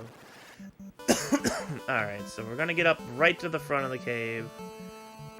We're going to use a cabin. And then we're going to power on and off. And we're going to get through 2 encounters. The first 3 encounters of this dungeon are all the same. You're going to see why I'm running off the first 2. They're rather scary. And let's go. Here we go. Ice Cave, it's at. It has nice mellow music. It's kind of like, you know, oh, it's nice and easy going in here. Nothing to worry about.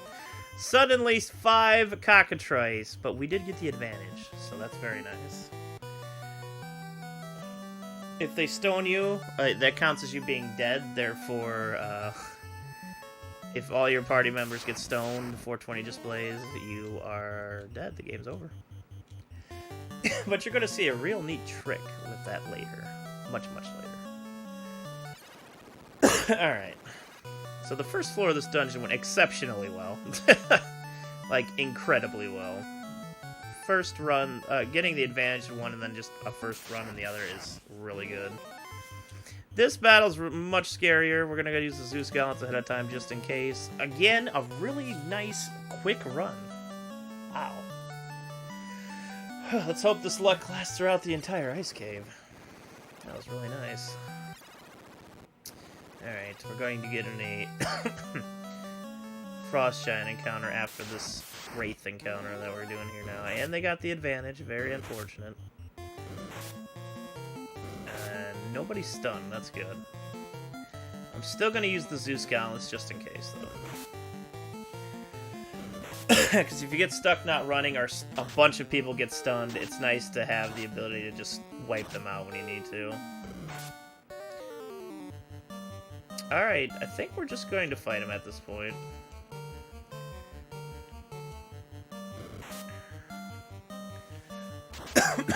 Might as well take the extra experience, why not? Alright. Not a bad battle. Alright, here's a scary battle. This is where the first Frost Wolves have the ability to spawn. 2 of them did, that's not good. I'm gonna go ahead and use Fire 2 immediately on both of our red mages, just in case. Oh, my goodness, and there it is. They have... Oh, geez, that's really bad. Okay. That's really unfortunate. We lived through it, but the Frost Giant still has pickings at us. That's really, really bad, though. Alright, those were two good hits there. Alright, well... I have nothing to do but cure now at this point. I have the heal staff. I forgot to use that. That's okay. The heal staff casts... what's that spell?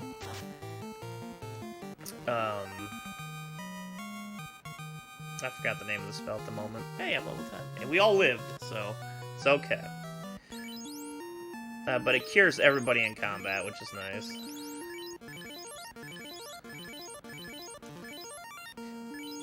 Oh, I actually cast the heal spell, that's right. The heal actual spell, not like the item. As you can see, we got messed up pretty badly in that encounter. We lived, but we got messed up. Yeah, there's a helm that also does it, which is nice. But we do not get that in this route. Alright. Trade the flame here, this for here, the coral there.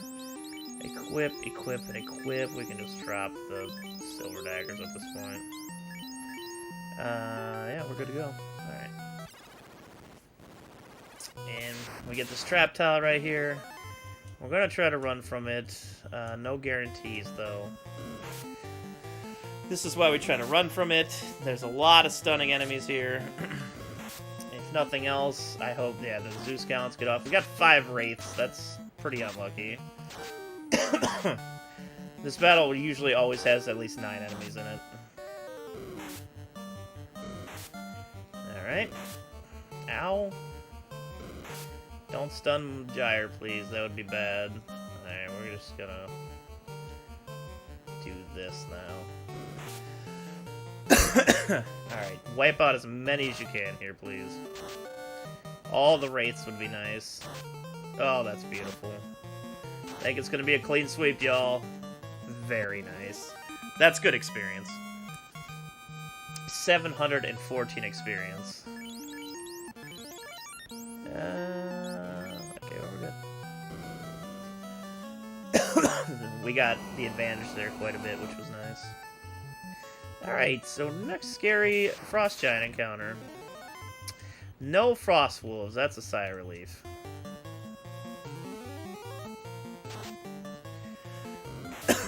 Ow, please don't hit my red mages. It's not very nice. That ice sword swinging big time, I like it. Very nice. Alright, we're gonna use our heals again. Glad I stopped and got a bunch of heals when I did. Alright. We're gonna take a little pit stop over here. This is important. Like, you'd think going out of your way would be bad in this dungeon, but when you're getting obscene amounts of gold like you're getting here, you kind of make the trip. So, this is about 40,000 gold. Definitely worth the trip around. Alright, we're just gonna straight run from all these rays. Well, we better, just in case, use the Zeus Gallants. Alright, good.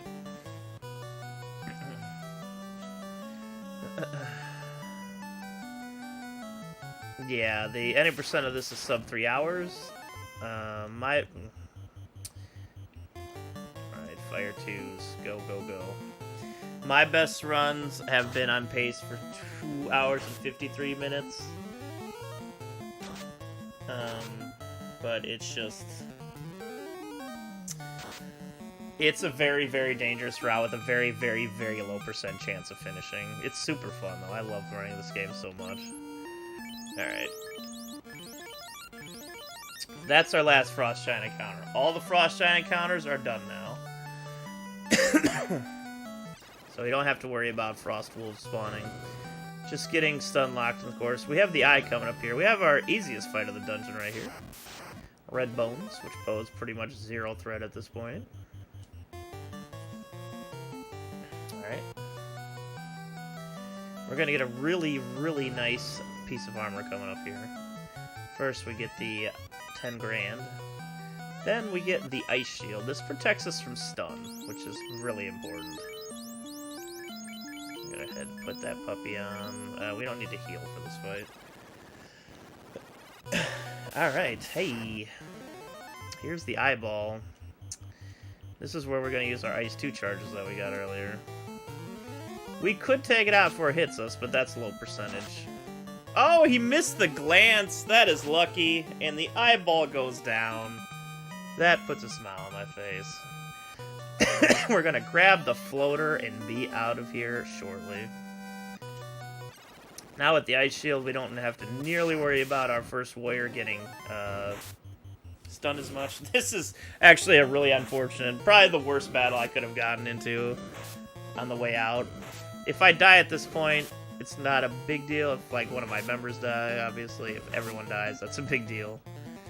But let's try to run anyways. We're still gonna Zeus Gauntlet. Yep, alright. No, we do not grind the Evil Eye. It's way, way too dangerous. It usually one-shots. It has, like, Rub, which is a one-shot kill. Glance, which actually would have just turned me to stone, I think. But still, it'd be a one-shot kill. XXXX, which is a one-shot kill. It's just too many one-shot kills, and we need ribbons to protect against that. Alright. We have one more battle, and we're out of here. This could be a very successful ice cave if we can just get past this last battle. And of course, we picked up the floater, and what that means is we get the airship soon. 6 Wraith battle. Let's go ahead and just run right away. That'd be just fantastic and peachy fantastic. Alright, well, that's fine as well. And the airship is all safety squares. You never advance a step count, and of course you can go all around the world with it. That's the last fight. That is a successful ice cave. We had a little scary moment in there, but you know what? We made it out. Nobody died. That is awesome. Alright, so we're going to go ahead and cabin here. And get into 2 encounters real quick.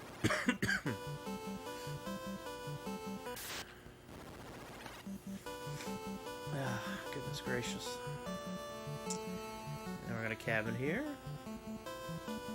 You know, specific spots to avoid encounters and all that good stuff.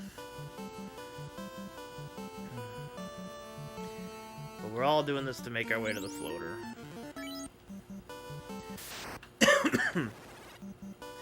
And after we get the floater, or not the floater, to get the airship. And after we get the airship, we can class up finally. We do need the airship for that.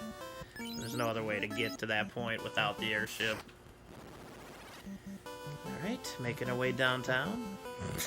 Thank you, White Hat. Cabin right here as well. This is the last cabin we use for the moment. Alright, we're back at the ship.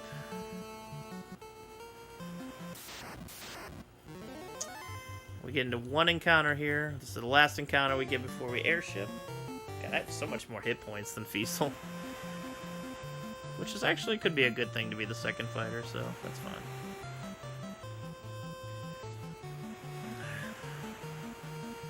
Alright, and again we're use this canoe thing, get in here. Here's the desert we need to use the floater. The desert's all safe squares, except for the ends of it.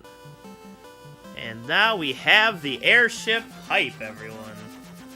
Now we go around the world. Statues crumble for me. Who knows how long I've ran you? Alright, there we go. Let's go visit Bahamut, as he's going to give us a lovely class change. Then we go out and we do a little shopping. We get max heals after this as well. And then we're going to head to Gurgu.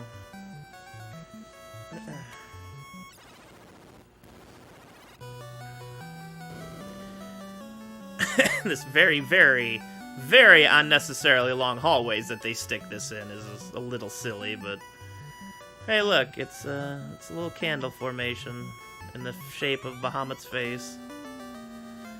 Tail of a rat proves your courage. And now we're all classed up. So now we have 2 knights and 2 red wizards. How wunderbar. Good time to take a drink because we're not doing anything else. Just walking through a hallway. But after this we go to Conaria. We need ruse on every character. And that's where we max heals and hit up the inn and power off and on.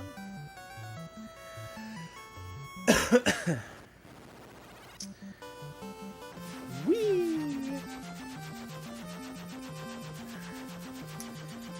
I do plan, just for future reference, in case anybody's interested, I do plan on running this until I get the any % world record. I was running this for a couple weeks before Retrothon. I actually learned this for Retrothon specifically. And I could not be happier with learning this game. It's so much fun. This is probably the one RPG I've wanted to run for years. But I just never got around to it because I'm like, man, that's a lot of work. And it was a lot of work to learn this run. But it was very, very worth it. Here's hoping, Mac. I can't give you a specific date on that. I have ran this game many times, been on many great paces, all to die right before the end.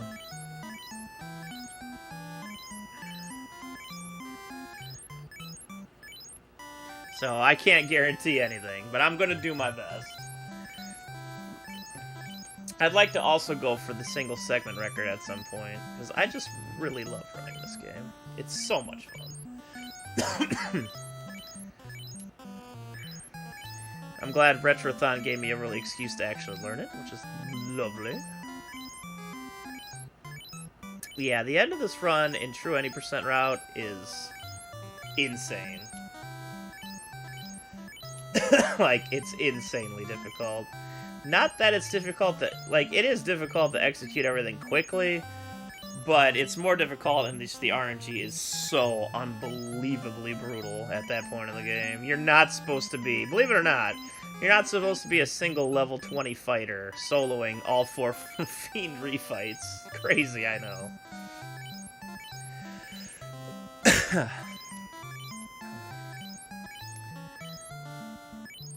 Alright, so we're getting our heal potions here. We're gonna head to get the next orb completed. Excuse me. Once we get all these heals. Actually, there's another pit stop we do after this. Before heading to Gurgu. But it's a brief one.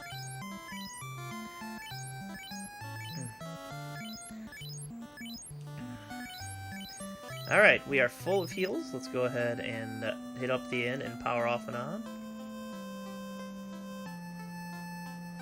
There we go. Alright.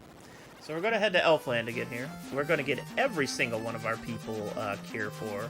You see, knights can use low-level white magic, so it's useful to actually pick up Brews and Cures and Cure 2 with them just in case. It saves on potions. Which is really, really important in the final dungeon. Alright, who's ready for some Cure 2s? I know I am. Alright, one for Gyre, and one for Nessie, and then one for Gyre. Alright, there we go. All Cure 2'd up. Now we're heading to Gurgu Volcano. And where the Fiend Kraken awaits. Not Kraken, I'm sorry, Carrie. Kraken's just on my brain, because Kraken is the scariest creature ever that's existed in video games. We're going ahead and use an extra cabin here to put our heals in the right spot. It also gets our cabins at the correct amount. We get into one encounter, and then we head in. Scary, I know. Sorry, Kraken 2 is the biggest wall in this run, and Kraken 2 is about 8 minutes before the end of the game, so like 2 hours and 40 minutes in, you're fighting Kraken 2. He is so unbelievably brutal. Unbelievably brutal. Alright, so we're making our way downtown. All these lava squares, you'll see I'm intentionally taking extra damage. They're all safe tiles from getting into encounters. So we're actually going out of our way to hit as many lava tiles as we can through this entire dungeon to avoid going over our step counter.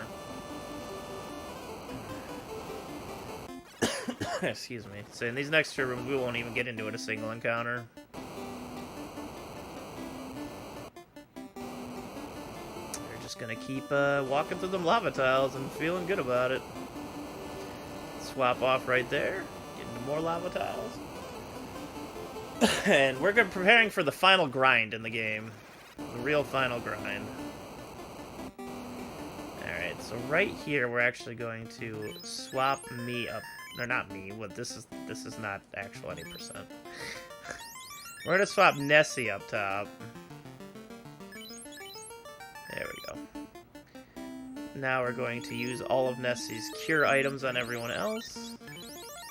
This is where Nessie's gonna have to say goodbye to the party for a little while. Unfortunately. But it has to happen.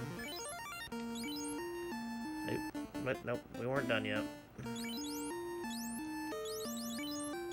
cure you. Gonna cure you, and then we're gonna use that on you there. Yeah, Nessie, we have to sacrifice one of our members to speed up the leveling process, so Nessie goes up top. And to die as quickly as possible. That was an extra step I did not... No, that was an extra step I didn't want to take. No, that worked out fine. Again, we're going to use the lava tiles here. We need every chest in this room minus the left one, because we don't need it. We're going to get a second ice sword, which is beautiful. Gonna run. This is a trap tile encounter, by the way. Goodbye, Nessie. But thank you for playing, Nessie. All right, flame shield and gold. All right, Nessie will be back shortly. Don't worry about it. But we do get to trade a few things here. We trade the ice sword to you, and the flame sword to you, and the silver sword to you. We equip all of them, and we drop the.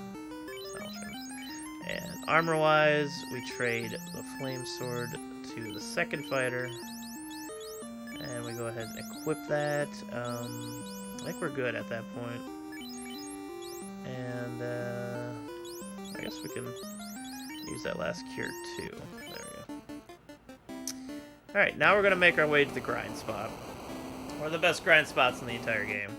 Really easy to kill this creature. And there's two trap tiles back to back with them, so it doesn't actually advance the step counter, and you just keep fighting them over and over again. Alright, so now we're going to go ahead and heal a little bit for this next encounter. There we go. The one brief time we see wizard ogres in the run. I hope you enjoyed them. That was it. Alright, so we're getting ready and prepared for this battles right here. And heal up, and then here we go. Here is the grind, the Agama grind. Not too much to talk about in this part. Agamas are worth really, really good experience. I can't wait to actually level up to where we start doing 3 hits and a lot more damage here briefly. But Agamas are worth really good experience, and they're back-to-back trap tiles in this dungeon. As you can see, we're making 800 experience now per battle for all 3 of our current living party members. And we all busted up to level 11 with that. We'll take this as just a little money as well. The top chest is just a cloth that's pointless to get. Alright. As you can see, we got to level 3, and now we're doing 3 hits per round with our fighters. Agamas have 296 hit points, I believe. So we have to average pretty much 150 per fighter. Or per fighter. But more like 130-ish, because the red mage can also do a decent amount with their swings. When you're doing the solo in the actual 90% route, you only get your black mage to 12 and then kill your black mage off as well, and then you just solo the rest of the Agamas. It's a little crazy.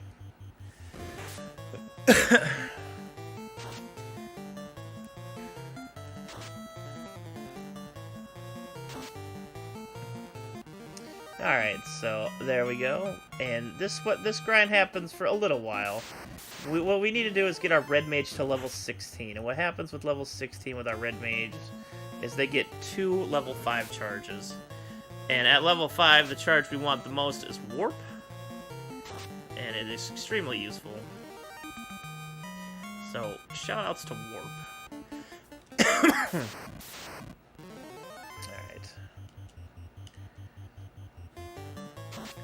But yeah, stay tuned for a little bit of grinding. It's all good.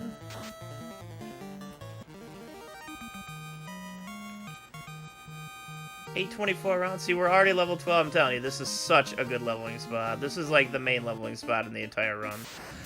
You know, those eyes do give you more experience, but these are way easier to deal with without having to worry about dying. The time save is, Larian, that in this game, experience, creatures give experience, have a base set of experience they hand out, and every living member of your party gets a portion of that experience. So instead of sharing it between 4 members, we're sharing it between the remaining 3 living members. And it speeds up this grind process by quite a bit. We don't need the second red mage to get equal levels. We really don't. By the end of the game, the second red mage should still be around level 16 or 17. So, they'll get levels.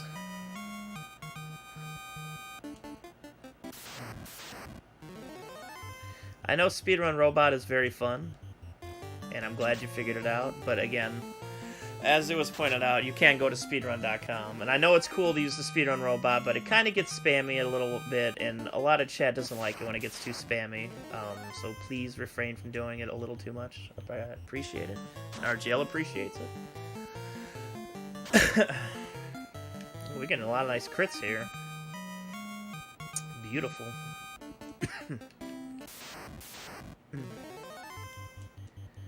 Alright, there we go. And again, Agama grinding a little bit. And even at like level 16, it feels like you're still not super leveled at this point, but it works out in the end.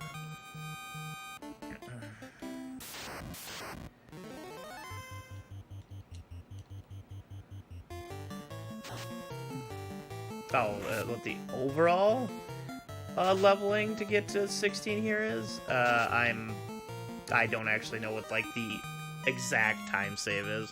I haven't ran the marathon route a lot. I only ran the marathon route for a day or two to learn the game, and then I went straight to any %.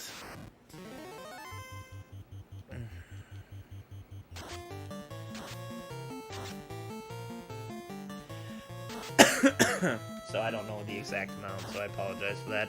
If I was going to take a shot in the dark at it, I would say it probably saves about 5 to 7 minutes overall of grinding time, since you don't have to split that 4th piece of the pie.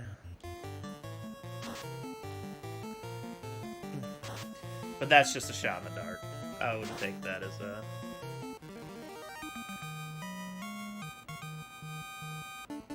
as a 100% truth.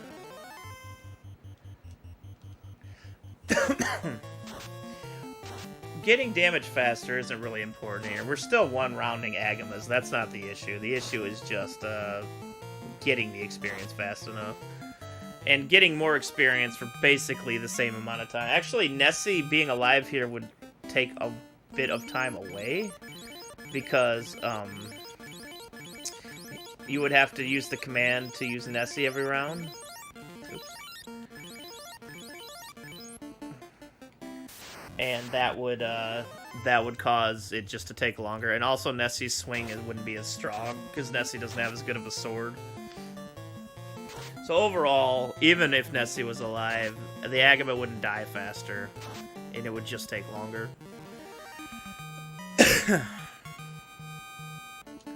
Command? Command? Good old DQ run.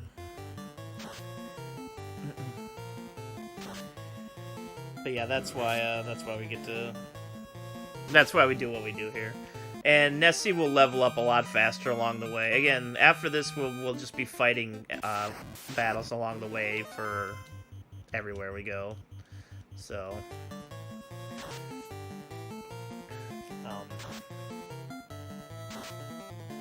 so Nessie and us in general will get a lot higher in the levels, which is nice.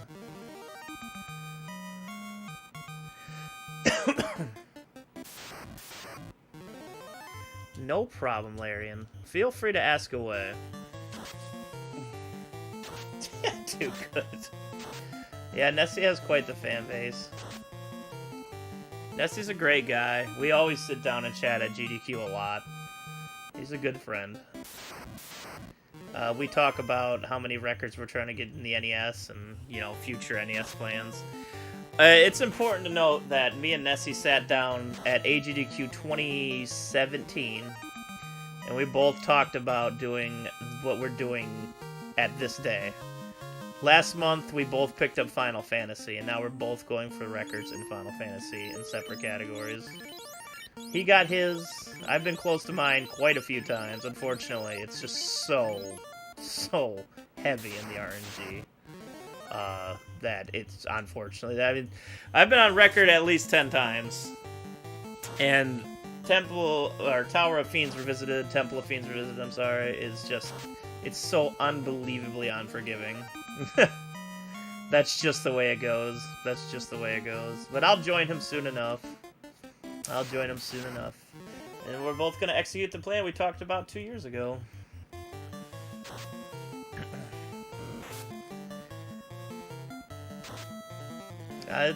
It really warms my heart thinking about how we both talked about what we were going to do, and we're just continuing to do exactly what paths we've put forth in front of us, and we don't let anything get in our gaming way.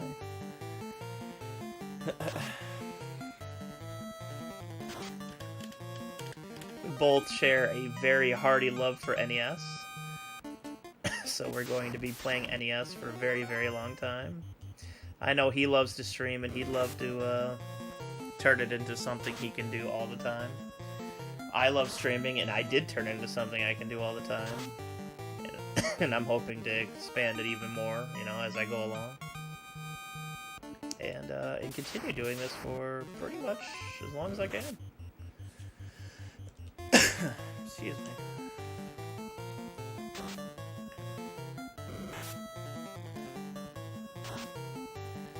Oh, did I miss a question about player names? I apologize. Let me go through that since we're just doing leveling here. Obviously one is me for running the game. Fiesel, the other warrior, Feast, was the reason I got back into, was one of the major reasons I got back into speedrunning. And one of the first games I ever saw him run was Final Fantasy. So he's a very, very important part of why I got back into speedrunning. And also a wonderful person that I got to talk to at GDQ. Very friendly, awesome guy.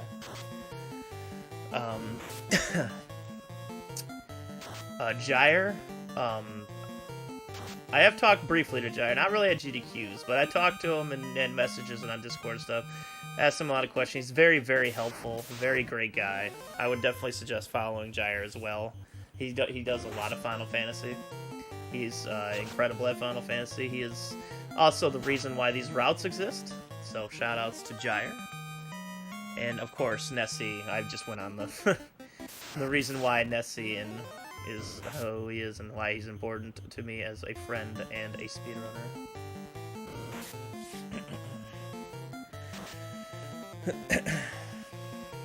That being said, let's see what level we're going to get to soon here. I kind of got distracted with all that explanation.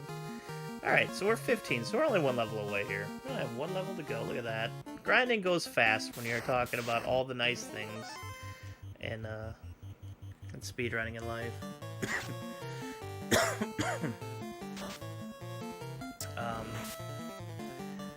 It's such a wonderful thing. Streaming is my favorite thing in the whole world, and being able to do it as much as I can is a blessing every day. And it's a blessing knowing all of you and how much you support RGL and myself. And I cannot tell you how much I appreciate that.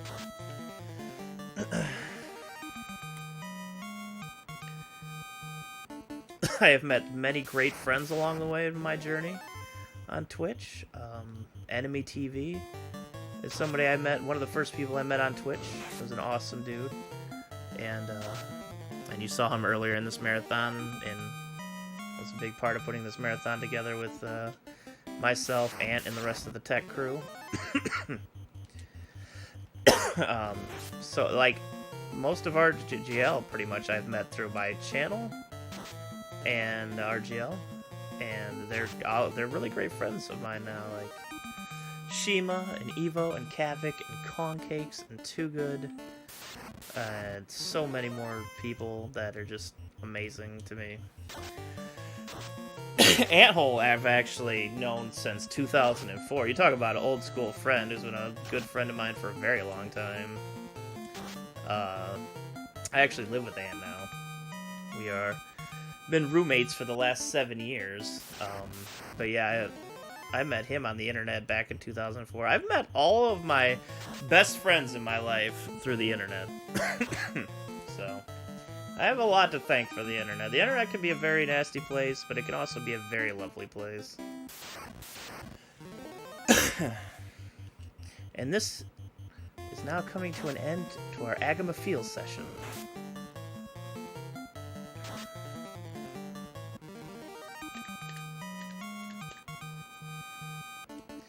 Well, we still got a little grinding to go here.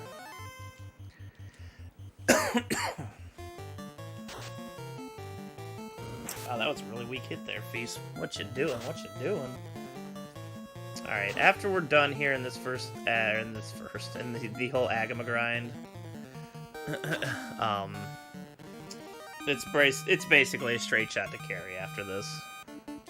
It's gonna be us going to,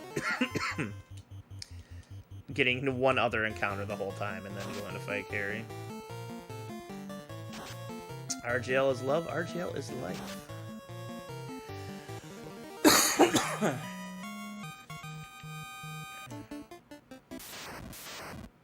Alright, looks like we're about to be level 16 here.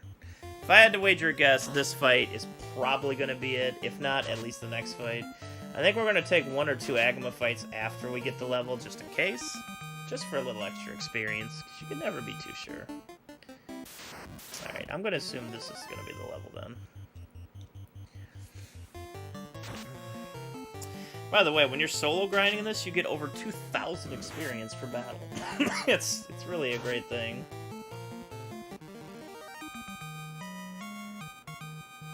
RGL isn't just its members, it's also the community. I agree.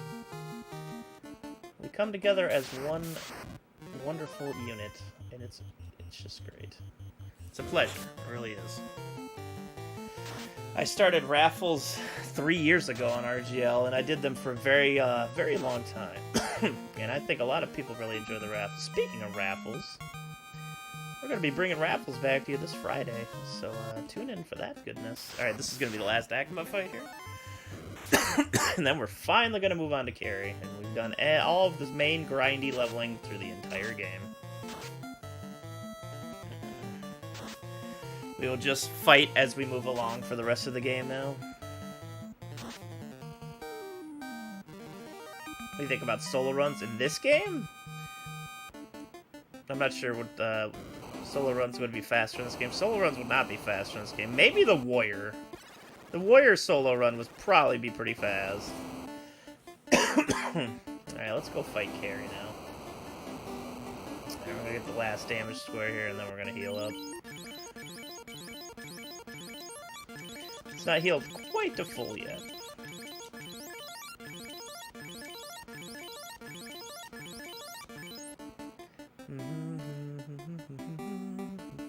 I think solo fights or solo in this game is amazingly fun to do, honestly.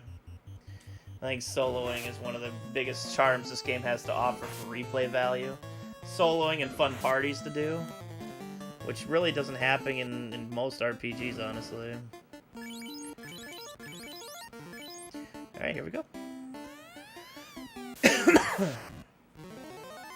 Let's go. We're gonna go ahead and fast Feasel here. Oh, they both have the Ice Sword, and they're both last, so it doesn't really matter. Alright, so Carrie has 600 hit points. She's not, like, full of hit points or anything. I forgot to put the heal staff on my red mage. Not a big deal. There's fast working its magic, doing twice as much, twice as many hits. So that's also the chance to do twice as many crits. Alright, so let's keep fighting Carrie here. She's almost dead already. I think one more swing from Feastel's gonna do it.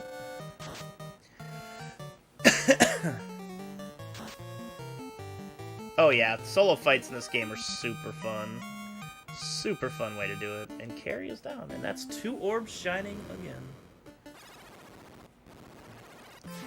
Alright, let's go ahead to Crescent Lake. What we're gonna do is resurrect the red mage, and then go to the inn.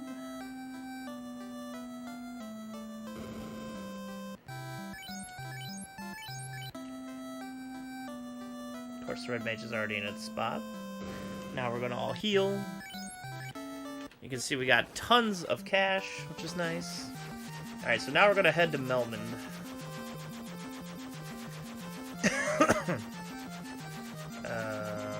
Yeah, hold on here. I wasn't going east enough. There we go. There's Melmond.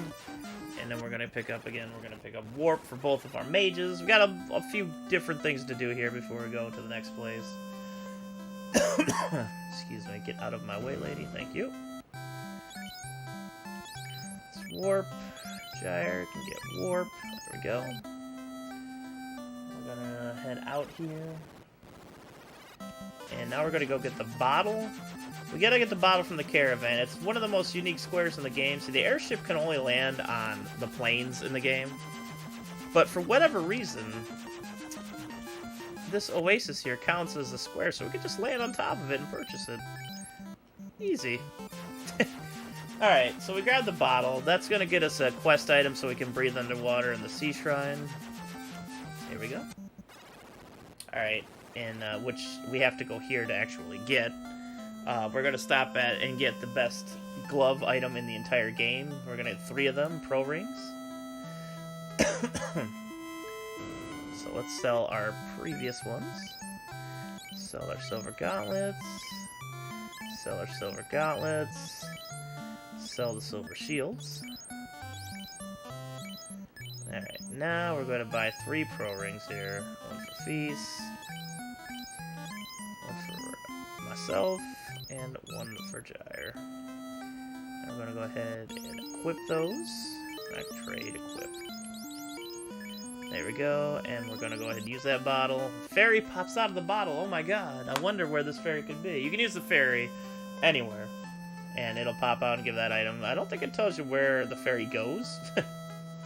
So, you just gotta find it, I guess. But, spoilers, the fairy goes here.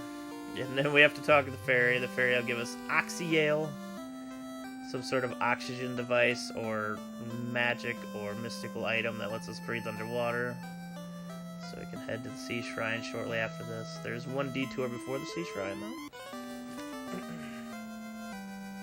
Oop, I forgot to buy the cabins while I was here. Let me go back and do that real quick. It's not too out of the way. Plus, we just leave afterwards, so it's not a big deal. We need to get 5 more cabins before we leave here.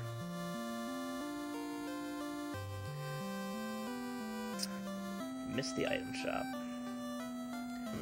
Alright, so let's buy some cabins. And it just happens to be the top choice. 3, 4, and 5. Alright. We don't need any more pures. I think we've been good on not getting poisoned for the most part. But now we can just leave out of this side, so it's not a big deal. Alright.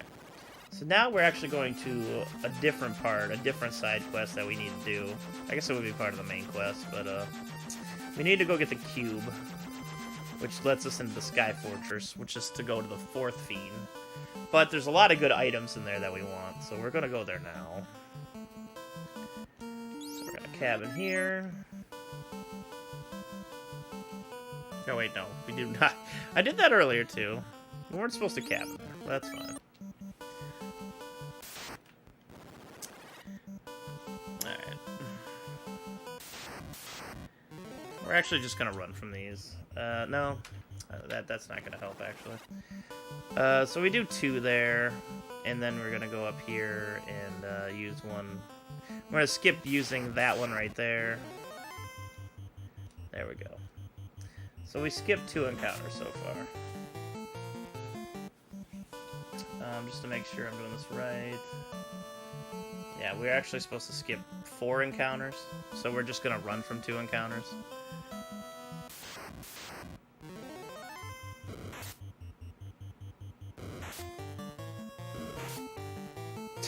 I like the emote spam, by the way. Everybody whip your favorite frog emote out. Alright. So now we're gonna go ahead and go inside. Oh. We got poisoned in the process. Not a big deal.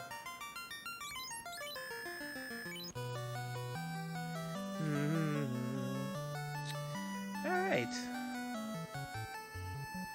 So now we're gonna make our way to the end here. If we get a lot of mummies in a battle, it's worth fighting.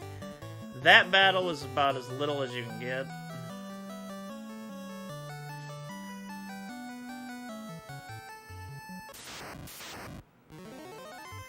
Well, we'll take this battle, though. Why not?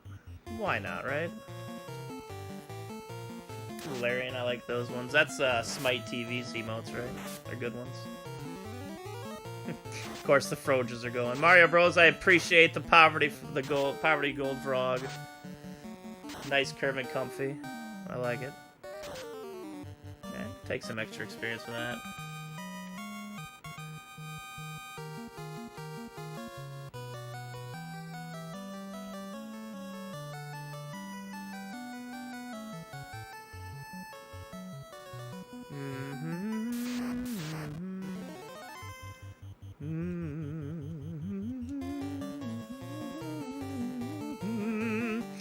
Alright. So in this waterfall, we're actually going to get a really, really nice weapon called Defender. When you use this weapon in battle, it casts Ruse on its owner. And another really bad mummy attack. And, we're also going to get the best piece of armor in the entire game. The entire game in Ribbon. First thing, are we going to get Out of Bounds Bat? Can we get blessed by Out of Bounds Bat? Here's the last encounter. We're actually going to kill this guy. Why not? Get some extra experience.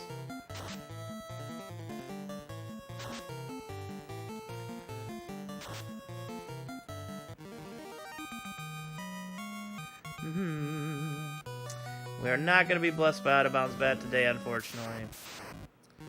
Alright, we got 3 cockatrice. Yeah, we should be okay to take this fight. We're going to go ahead and try it. Squint is a nice way to get stoned. Let's hope that doesn't happen. Hoping, there we go. That's what I was hoping for. Alright, again, we can always use some extra experience. That'll cure the wizard and Perilous. Very nice fight. Everybody gets extra experience here. 800 to be exact. That's a trap tile, by the way. And then we get Ribbon. Here's the quest item we need to move on. And we're going to pick up a ton of gold just in case. Alright. And the defense sword, which is really nice. First thing we do is equip the Ribbon. And then we're going to trade the ice here and the fire here. We're going to equip all those. And then we're going to cast Warp and get out of here. Alright. First thing we do here is we lay a house down, actually. And a cabin. And then we power off and on. Then we get into 2 battles. I believe, anyways.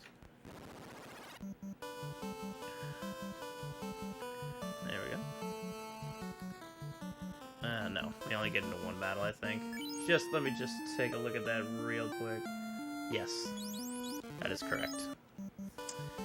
And then we get in that battle, and then we go up next to the village and use our last cabin, and then get into 2 encounters. I had it flipped in my head. It happens now and again. Alright. Sleeping in a cabin in your rowboat.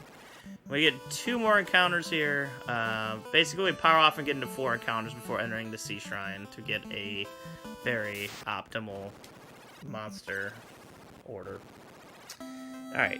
First things we do in here is we go in here, buy ourselves 10 cabins. 1, 2, 3, 4, 5,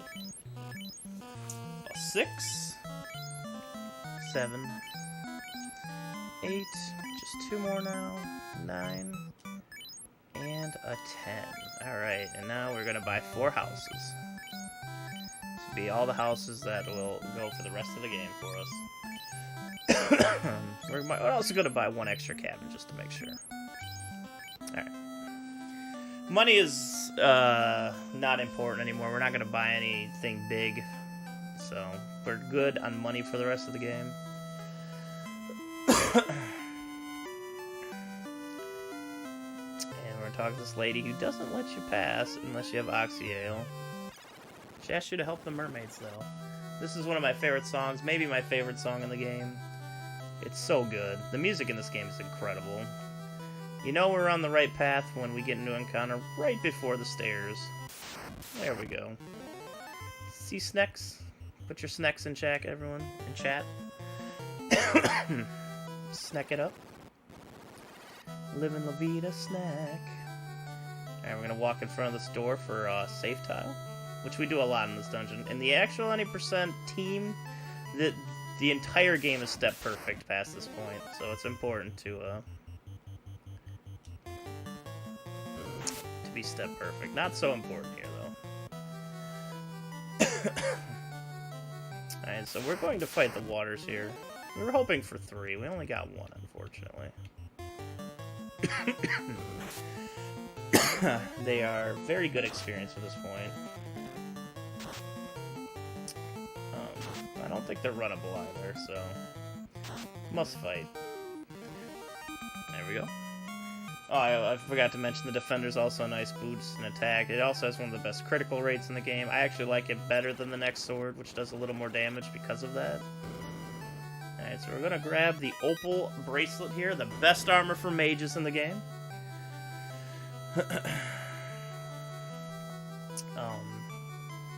Opal armor in general is just really, really good. Excuse me. We're also going to get an Opal helmet and Opal gauntlet. The Opal gauntlet's actually not as good as the Pro Ring, but it's basically a Pro Ring, so... This is why we only need 3 Pro Rings at the shop back there. So we get the Opal helmet, we get the Opal gauntlet, and we get... Oh my god, it's a quest item. The slab! That's how we learn a language. To get the other side quest to get into the final area. I'm gonna trade that Opal helmet there, and trade this Pro Ring down here, and swap that, and go ahead and equip everything. Drop that silver helmet, and I don't think we need that silver armor anymore. No, we don't. And then we're going to warp out here. Alright, this is where it detours a little bit.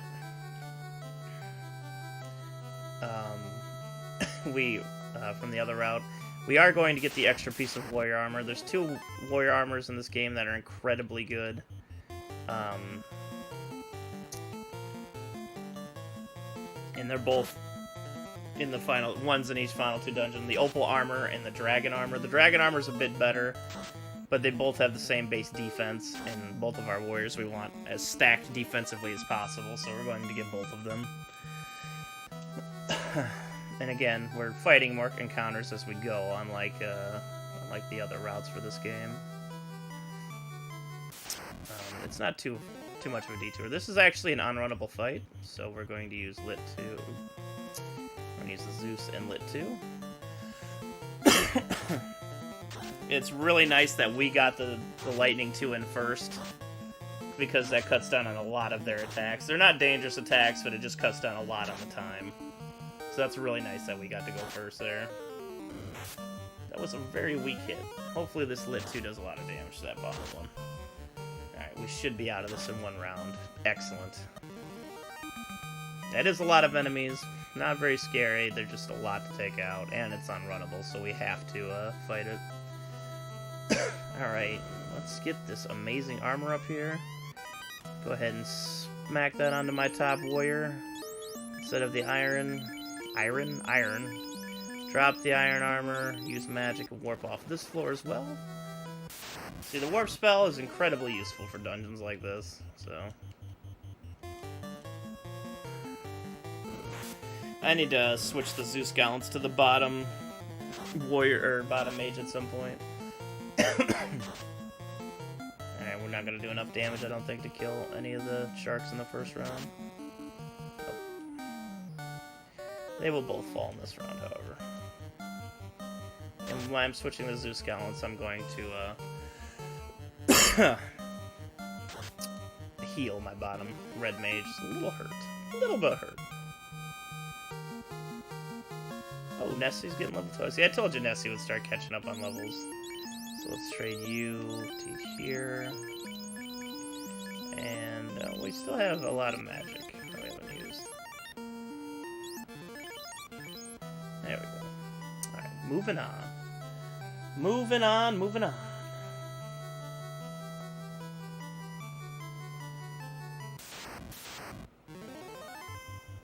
Unfortunately, they're not really giving us a lot of good shark battles. We can have 2 of these Gersharks here, and they're worth so much good experience, but unfortunately, we're just not getting them right now. But it does make for a faster fight overall, I guess. Would prefer the experience, though. Plenty of more creatures to fight along the way. Alright. Again, we take a very specific route here to step in front of doors for the save tiles that we are going to use along the way. You dead. Roll here. Again, this is why we're going right up to this door here.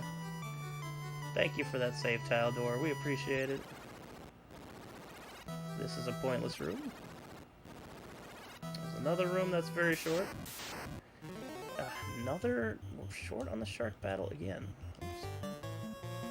Unfortunate.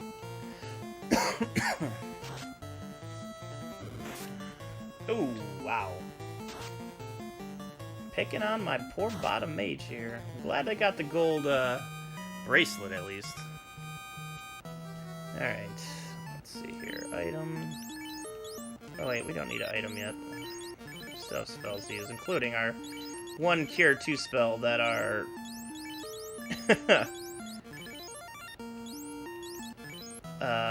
knights have at this point. They'll eventually get a little more. It's not incredibly useful, but it does save on potions, which is important towards the end of this game. Yeah, you can make up what the GR at the front of their names are. I'm pretty sure it stands for great, but you can make up whatever you want. Alright, free fight here.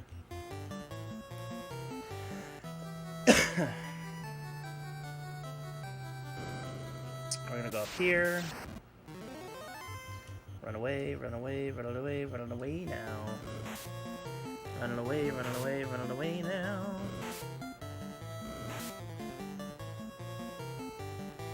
One second here as I check my notes. Okay, that's what I thought. Alright. Just the ribbon here. Another, again, the ribbon's the most important item in the game. It protects against every elemental ability, which is extremely important.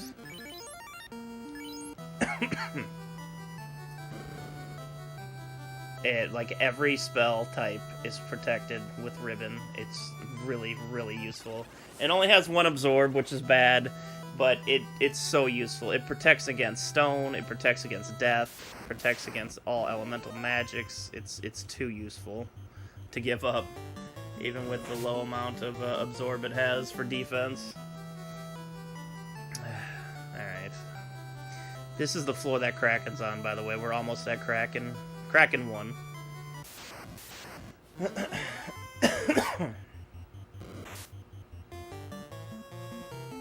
Good old Kraken one.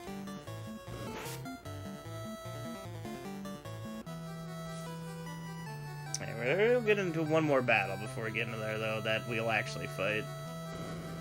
Appreciate the bits. Appreciate the bits.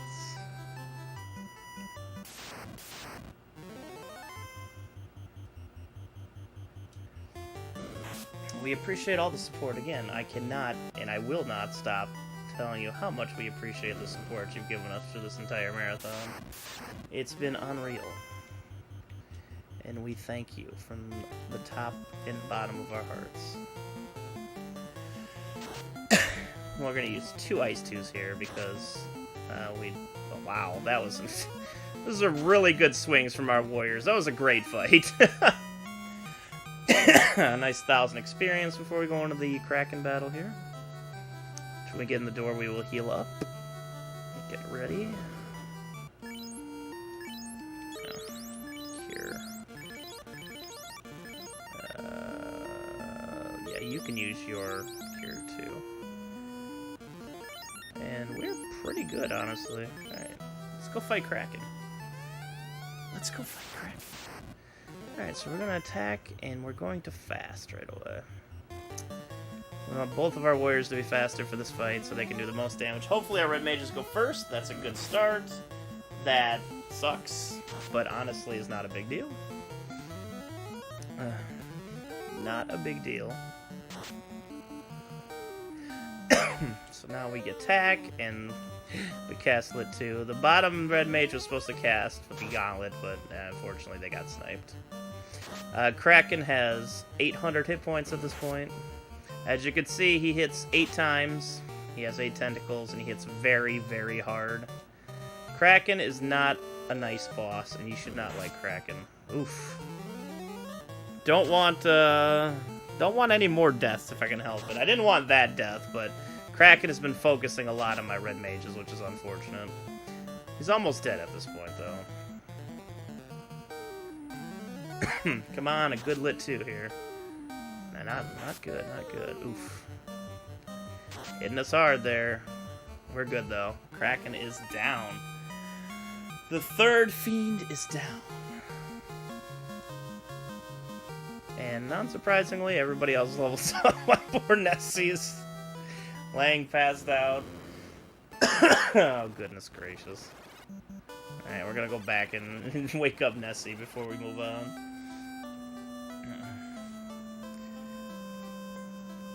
Close fight there. Kraken can be, Kraken be brutal at times. So we have Nessie back. We're definitely taking all the extra spells from the next area. Or spells. We're all taking all the next extra battles. Why did I say spells for?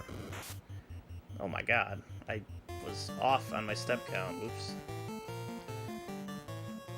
That actually somehow was okay. I will accept that. It shouldn't have been, but I'll accept that.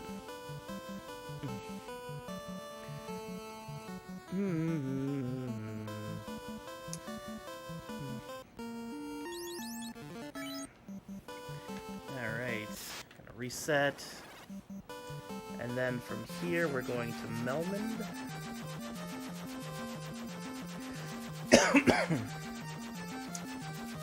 We got a few spells to pick up. And we have to hit the inn, and we have to learn a new language. There we go. We're all healed up again. All nice and fresh. Let's go ahead and learn Cure 3, yes. We want Cure 3, and we want Life. 2 very nice spells. Oops. Now we go up here. We must talk to Dr. Une, or whatever you want to talk to. Hey, we got the slab. Alright, we'll cast the warp to get out of here. Now we're making our way to Lafine, however you may pronounce it, because we have to get the chime, and that's the last side quest we need to get into the last regular fiend dungeon in the game. You don't think I'm gonna record? Oh no. I, for one, am shocked. Oop, that was not good. I did not want to get into this river encounter. This actually, sucks because it takes a Tyro encounter from us. Which we would have used for experience, but not a big deal. Actually, there's a way I know I can get experience back in the near future. Not that I think we need it again. Nessie's not that important for the rest of the game to get him leveled up. He's got everything he needs.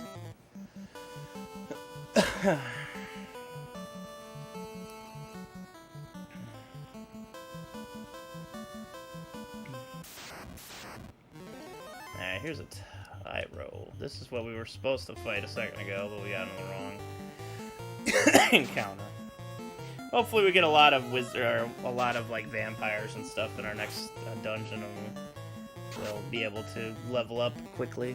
Goodbye, Tyro. It was nice meeting you. Thank you for the 800 experience.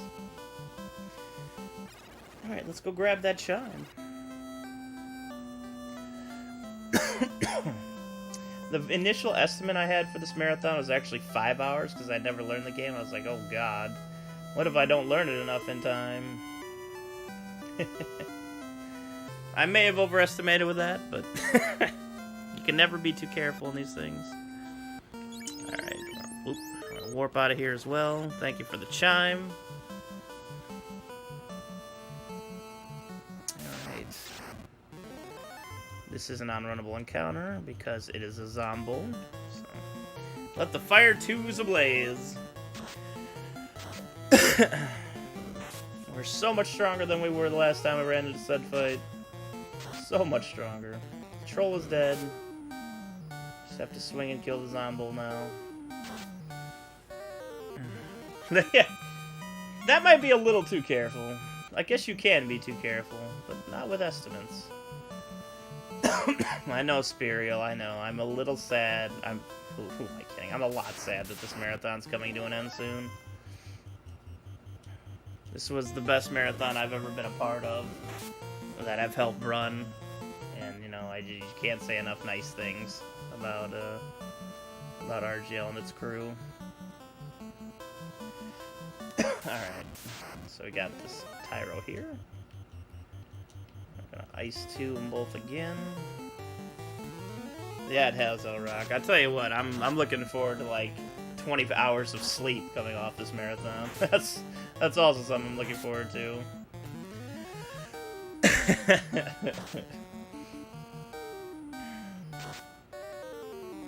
Oh, you poisoned me, you jackwagon.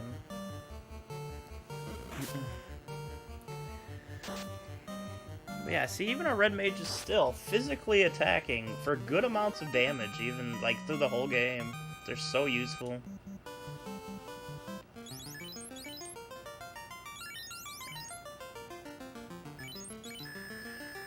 Make sure we have the right order there. Oh, forgot about that whole thing. There we go. We're gonna make a cool little move here. Just over here. Alright. And we are going to house here and cabin here. And do that. Get us back at the beginning of the cycle.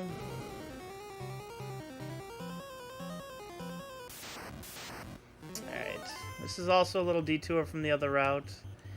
We're going to go get the Aegis Shield, which is an incredible shield in the game. The Aegis Shield and the Dragon Armor combined are almost as good, as a ribbon. Very close. I've got 3 vamps. That's not bad. It's not good either, but I think that's a decent amount of experience.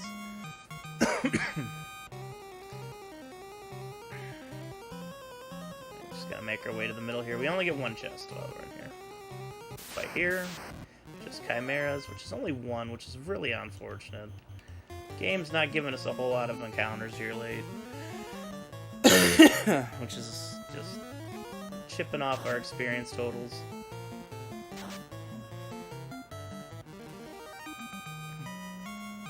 For anybody who might have missed some of the marathon, I strongly urge you to check out the VODs and the YouTube content we'll have up pretty shortly after the marathon.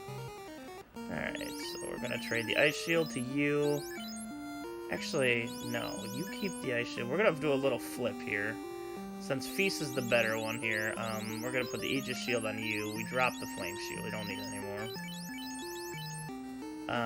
We're going to go ahead and leave that way for now, but we'll switch it in the future. Alright. Got one more battle. Hey, Nessie! What's going on? How you doing, man?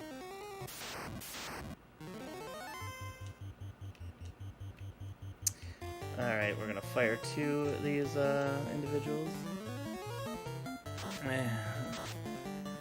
Oh, Nessie, you are way too kind, good sir. You are way too kind. I appreciate you logging in, Nessie, and saying the kind words. It's good to see you tonight. I hope your Final Fantasy runs have been wonderful this week. Alright, we're gonna go ahead and flip out of here now. And we're going to use another house, another cabin. We're going to go ahead and power off and on again. And now we're actually going to go through the dungeon instead this time. But you're in the game. Nessie is in the game. Nessie's always with me in spirit when I run Final Fantasy. This is a good battle to get in. Unfortunately, they got to go first. Not too much damaging-wise, just kind of a waste of time. But we want to Lit 2 and Zeus here. They are weak to lightning. And they should go down in 1 round. But definitely will go down in 2. You gotta understand, when a 4th member of the party is down and out for a purpose, then their purpose is just as important as the rest of the group. So don't ever count anybody out just because they're not alive in this, if they're not alive with a purpose. Alright. This will be worth some good experience. You'll find out really shortly here. 1,500 experience. Look at that. I'm telling you. The experience in this game is actually dished out pretty well, I think. Oh man, this battle's not really worth it, but we're gonna do it anyways. We're really hoping for like 6 vampires and plus, but oh well. Take all the bonus experience we can get at this point.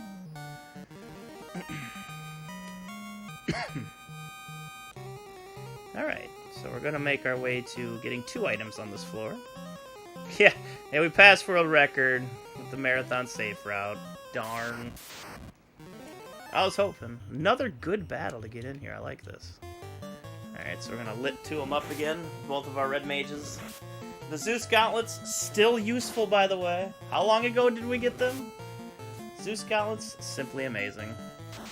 Oh yeah, something I didn't mention earlier. Even with ribbons, when you have all that protection against death, against paralyzation, everything still has a 3 in 256 chance to hit you. Now that might sound minimal. That's what? Less than 1%? No, it's like 1.5% or something like that. It's a really low number. But even when you're at your strongest, you can still get killed through that, which is very scary for a lot of later battles. This is why in the Marathon Safe Route we get life with both of our red mages. Because it's important. It's very important. Yeah, when you get busted through your ribbons, it really sucks. Alright, so we're going to make a bit of a switch here. We're going to grab the Sun Sword and the Dragon Armor. So I want Feasel... Actually, hold on. Let me do that now. I want Feasel in the second spot, because he's the better fighter. So, armor-wise, we want the Aegis Shield and the Dragon Armor and all the Opal equipment on the top fighter. Yeah. Let's drop that. And, let's see here. Well, I dropped that a little early. It's not a big deal. I also want to drop that. Alright. So we want the Sun Sword, actually. Again, I prefer the Hold on. See a little bit. I prefer the Defender over the Sun Sword due to its critting. I think the crit is actually really important on the Defender over the Sun Sword, even though the Sun Sword's technically stronger. So I still like it to give it to my best fighter. Well, that's just unfortunate. This is not a hard battle. This is just one of the most time-consuming battles in the run, because they most likely will cast Scorch, or use the Scorch ability, and it just sucks. Alright, hey, we're through that. But the Sun Sword's still worth getting. That way, our people are equipped with the Sun, Defender, and 2 Ice Swords, which is a crazy amount of good power, melee-wise. Oh, for goodness sakes. Cerberus, please. It's such an annoying fight. Yeah, it just constantly eats time away. It's so annoying. It's so unbelievably annoying. We're gonna get one battle here against Vamps, which we will take. There's enough Vamps here, I think we can take the risk. Excuse me, I'm sorry. Feastal's the only one without a protected. Oh, he should have the shield. He should be protected. Maybe it just got through the shield, unfortunately. Alright. For the attack coming up, we're going to just melee attack. Actually, let's just use Cure 2 now. Get these.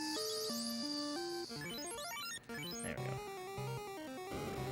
We're just gonna melee here. Blue Dragon kind of sucks. He can use an attack that hits all of us for a lot.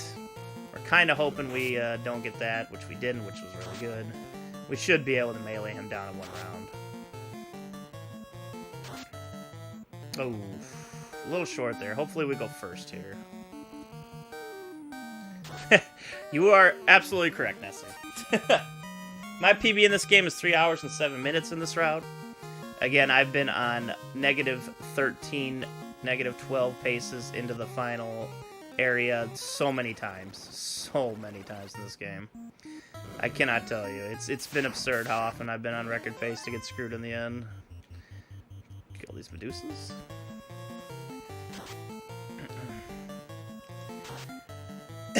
Nice swing. They're very weak. They die quickly. They're actually worth a lot of experience, though. You can all cross your fingers and hope Warmech shows up. He's not in the step route, but hey, why not? Yeah, we always get Bane in this route. Bane is very useful for saving a lot of time on Tiamat and for later as well. There we go. You want to put that in the first slot. That way, when we go to use it as an item, it's nice and available. Then we warp back. And we make our way to a couple more items first. We're not going straight to Tiamat just yet. Alright, let's go ahead and I think Ice 2 is good for this encounter. But we'll also use Lightning too, because why not?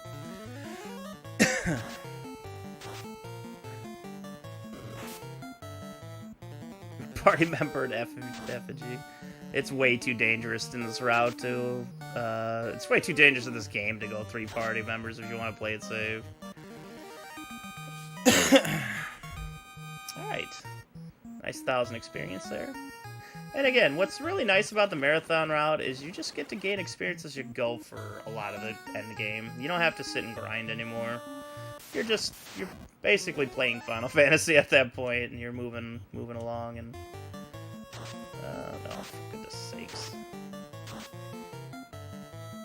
and doing things as you do them. All right, we're supposed to drop the helmet at this point, but we already dropped it, so gonna have one more battle before we get up here. These jerks. I'm just gonna run from this fight. I don't really feel like sticking around for it. Grab the opal shield and the ribbon. We get our last ribbon here. We do drop the ice shield for the opal shield, and we put the ribbon on you. There we go. And we warp out.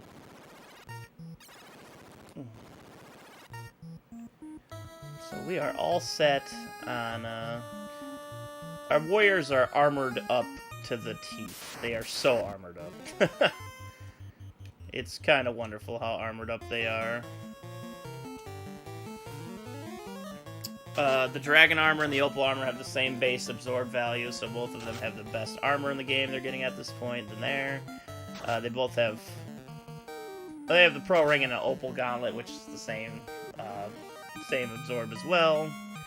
The Aegis shield and the opal shield, also excellent.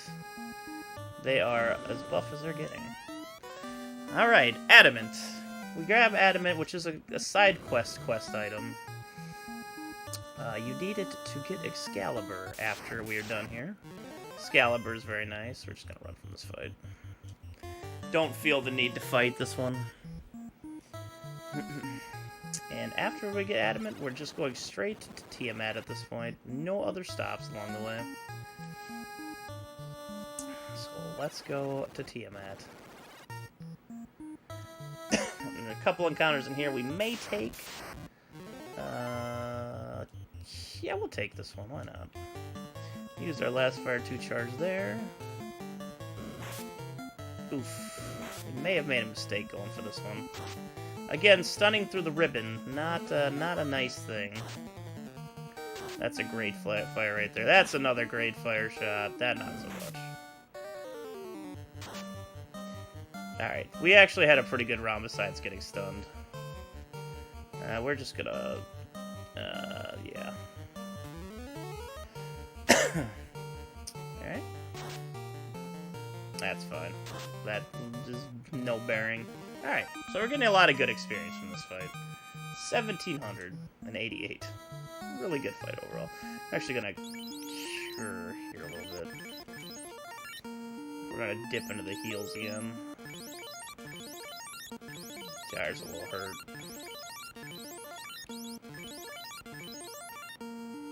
I think we're good. Yeah, we're good.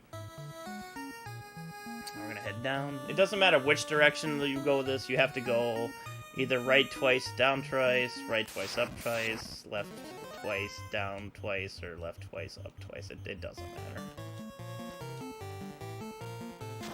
Well, we'll take the sentry. It's only a single enemy, but man, are they worth a good amount of experience. And that was a really nice lightning 2-shot on this enemy, which of course is this weakness. That was a really nice round. 1,000 experience for that single enemy. Alright, cross your fingers, everyone. Maybe we'll get into War Mech. You never know. You just never know.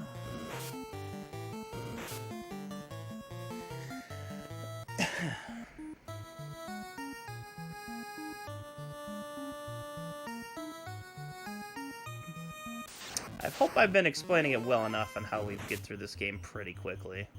I'm trying my best. I don't have 100% on all the mechanics in this game, but I am trying my best. Alright, last chance. Oh, wow, we didn't get a War Mech. Oh. I was really hoping this time that we'd get a War Mech, but, you know, we're just unlucky. So let's get ready for the Tiamat fight now.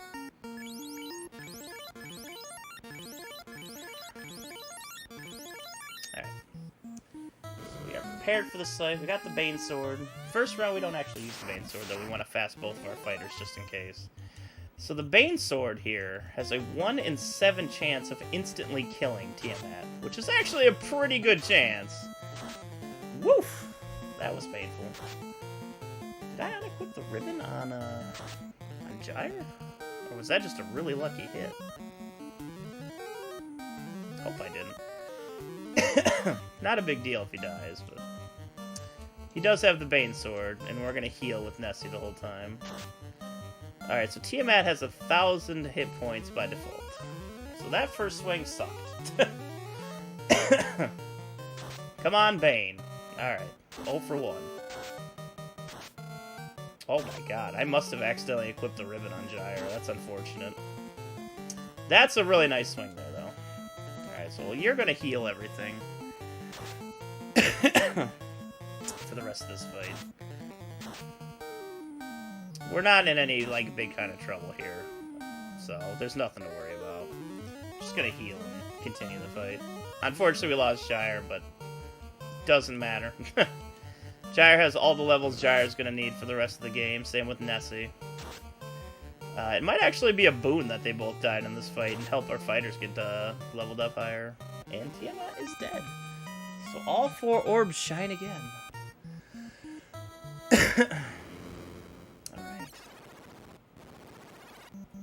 Alright. I'm just gonna use a cabin out here just in case.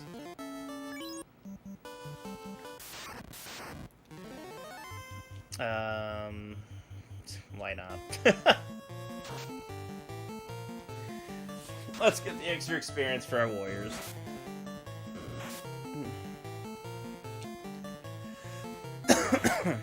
Alright, so Tiamat down. All fiends have been killed. So now we just have to make our way to the Temple of Fiends Revisited. We are pretty much at the end of the game at this point. Alright, so, but first we have to resurrect our warriors and max on heal potions. That's the first thing we have to do here. Alright. We don't need any more purchases other than heal potions for the rest of this game. We also are going to detour to get Excalibur, obviously. Alright, so we got our wizards back. Both met an unfortunate fate back there, but that's fine. Last heal grind of the game, I guess you could call it. Before we head into, well, we actually do a little bit of grinding in the Temple of Fiends Revisited. Then we pop back out, and then we do it for real. So there's I guess I've messed up on one grind we have at the end of this game.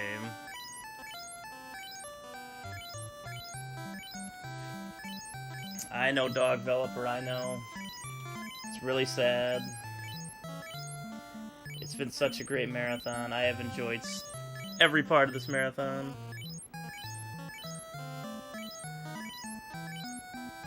It's been so good. Watching runs, commentating runs, doing runs, restreaming, prepping. You know, there's so much to do for it, but it's worth it. It was worth the whole thing. So much fun. I love marathons. Marathons are my favorite thing to do. I love learning speed games, and I love knowing lots of speed games and going for records in lots of speed games, but I think the thing I love the most is just doing marathon runs, showing off a run that I enjoy, and explaining why it works the way it works. And hoping that you enjoy the experience, and maybe even picking up a runner or two along the way, if that's possible. You just never know. But we do need to max on heals here, though. It's important to be on max heals in the last dungeon, because you go through heals pretty dang fast.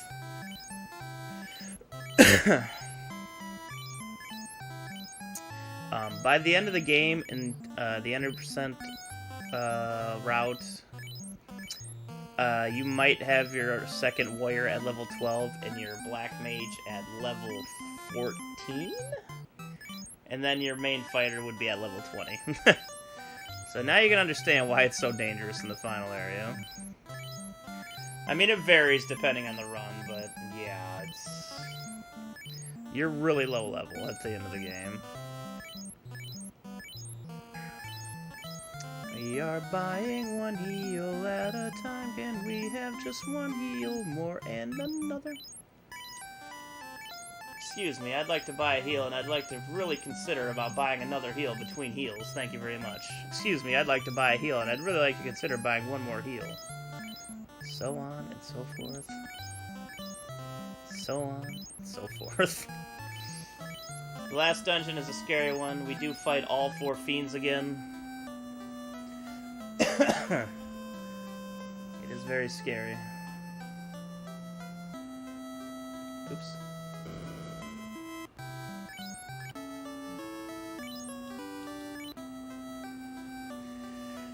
Alright, let's go get Excalibur. just in the dwarf cave. Not very far from the beginning of the game. This dwarf earlier would be like, if I had some adamantine, or adamantine, or whatever it's called, I could make a very legendary weapon. And here we go! He makes us one of the best weapons in the game. Second best weapon in the game. We're gonna do this, and we're gonna do this. We're also gonna put Bane on you. We're gonna equip defense, Bane, and Sun. Or not equip, Excalibur, Bane, and Sun. Whoopsie! And we're gonna land here. I'm gonna use a house. I don't really know why we use the house at this point, but we do.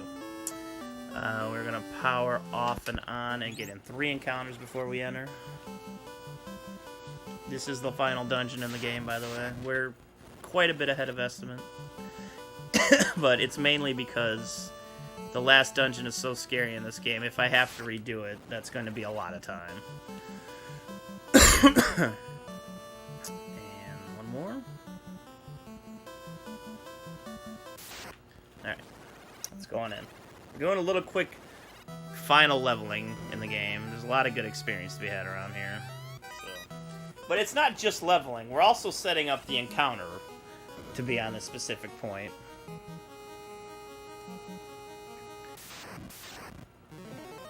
Alright, that's a good first battle. Oops. We're gonna use Ice 2 by both of our mages. Our warriors should be leveling up fairly quickly here. Very nice. Not so nice. Pretty average. Well, we can bust 100 here. That's an amazing Ice 2 right there. Oh my god, they were so bad in the front too, though.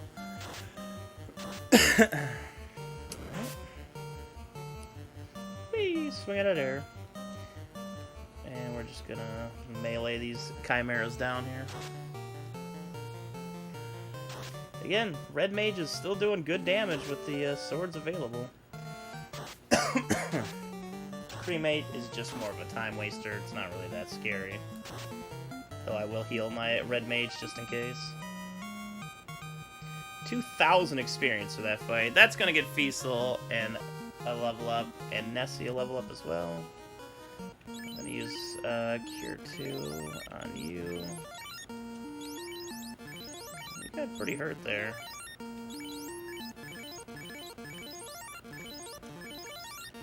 Huh.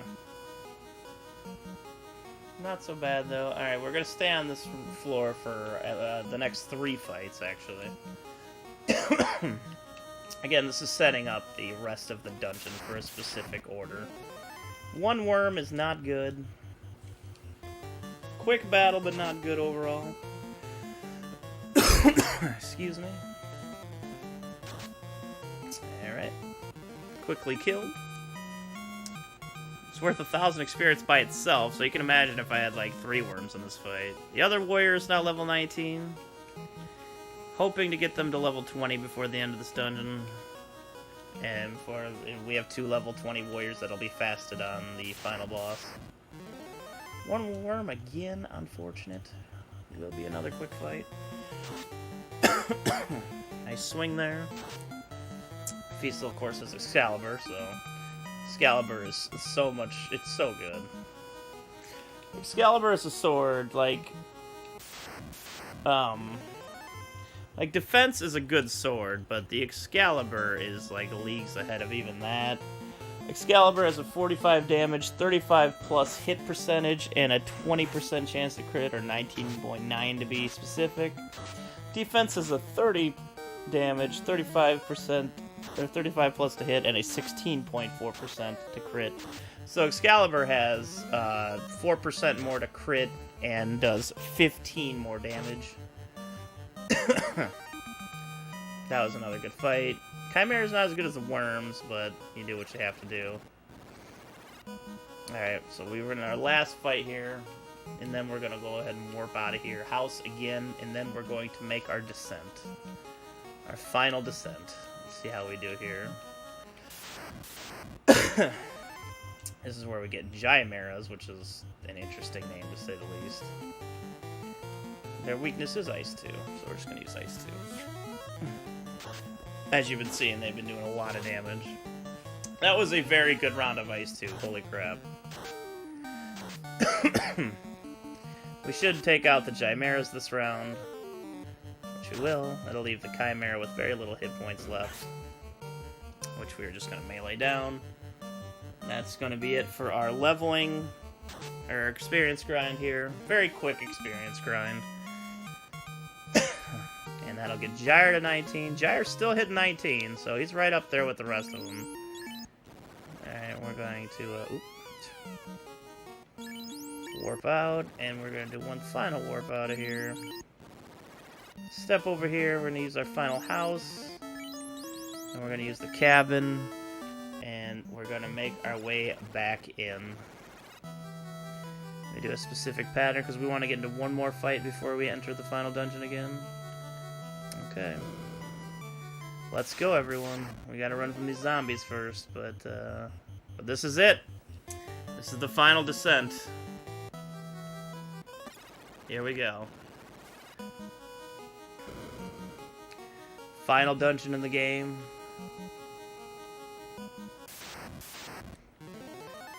We've run from the Frosties here. That's a good run right there. Nice and quick.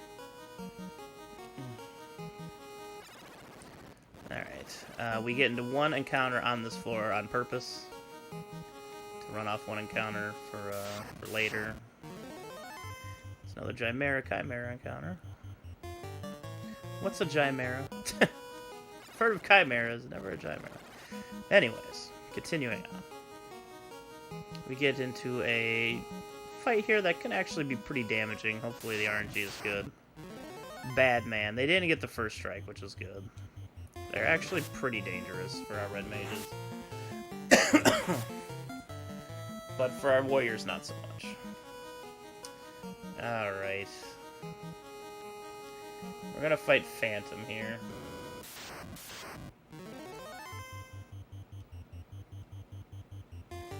Just meleeing the Phantom. Nothing special here. Hoping we get to go first in the rounds and do the most damage here. That was not a good crit. Alright, I'm fine with him meleeing.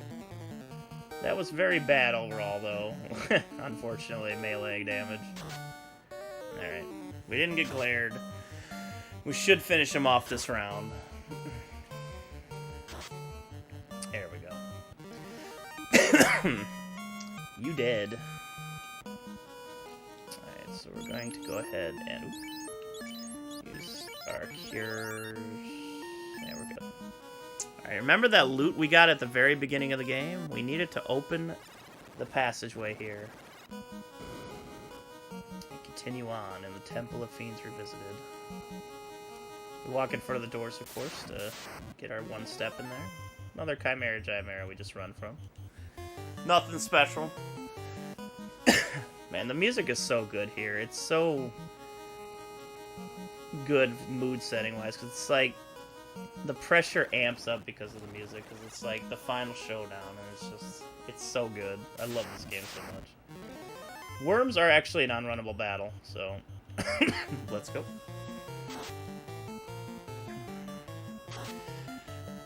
Nice swings from the red mages. Alright, good swing there. Feast should done this worm. There we go. Very nice. 2 grand in experience. Gets Nessie up to 16. So far, so good. We're gonna have some Frost Dragons. Very unfortunate they got to go first. Oh god, I still did not equip Gyre with the ribbon. Completely slipped my mind. It's not a big deal if he dies here. I do have life on my other mage, but it's just unfortunate spell charge loss. So we do. Okay, we're good. We're good. We're okay. Why do I not have you equipped? Scary. Alright. Not a big deal, though. We don't want to use all our spell 1 charge, Jeff. It's good that we keep them around. Cure 2, Cure 2, Cure 2. It does. We don't use any of these charges here, so it's fine. Alright, so we're healed.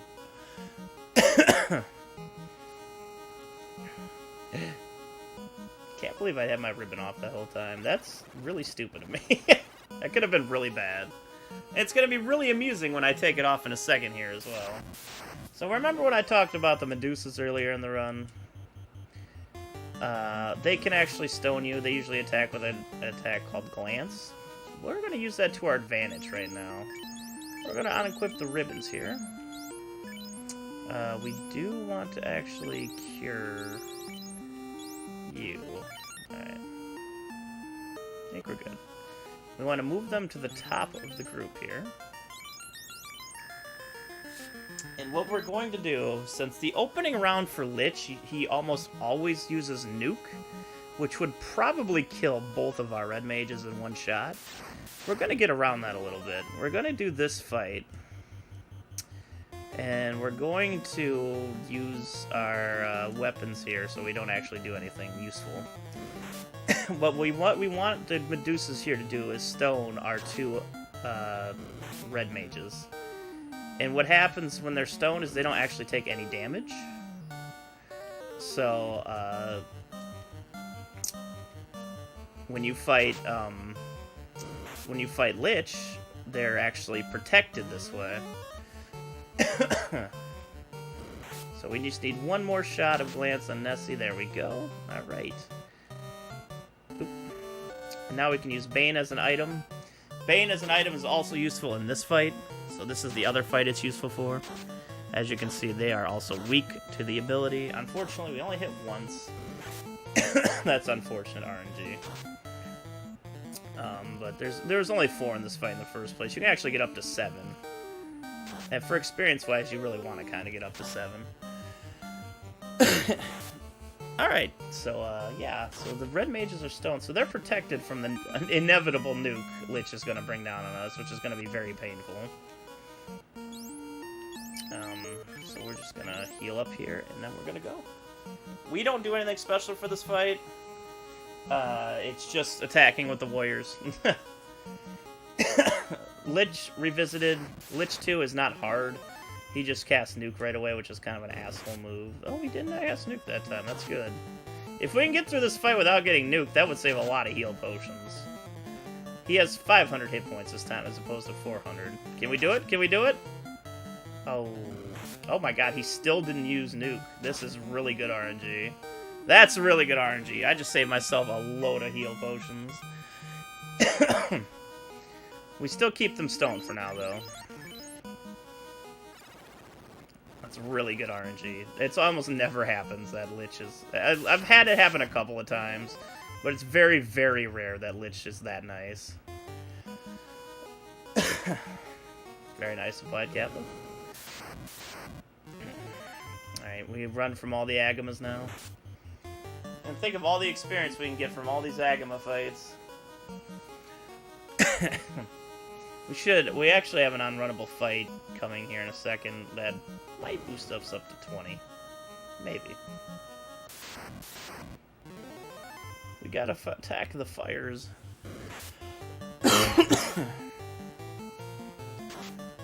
We can run around them like that. Unfortunately, that was too weak of a swing, so it'll be at least 3 rounds. Feast should always, since Feast is wielding Excalibur, should always one round one of these fires. There we go. Alright, definitely only going to be a 3-rounder. Nope, believe it or not, the marathon run is ending after this battle. Or battle, after this run. Alright, we did get level 20, that's really good. Alright, we don't actually fight Carry right away. In this route, we do need to run some extra steps off, so we just go ahead and get the Pro Cape, which is going to be a really nice bit of a defense for our number 1 red mage.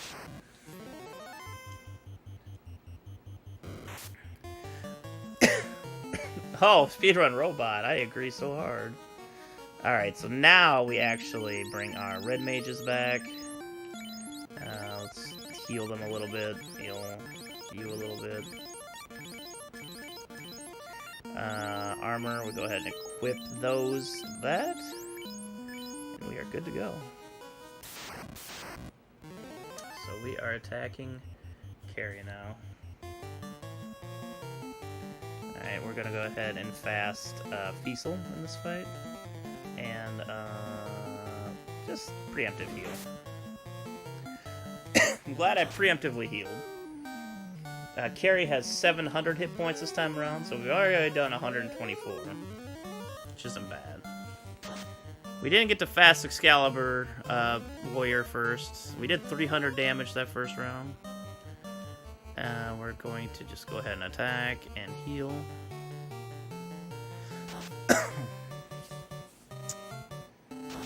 400 damage. There we go. Right there. Boom. Fasted Excalibur, doing more than half of her total life in the refight. Yeah, we're just gonna use heal potions at this point. Alright, we only got hit once that entire round. Alright, here's a legendary floor for everyone. This is where Kraken 2 exists.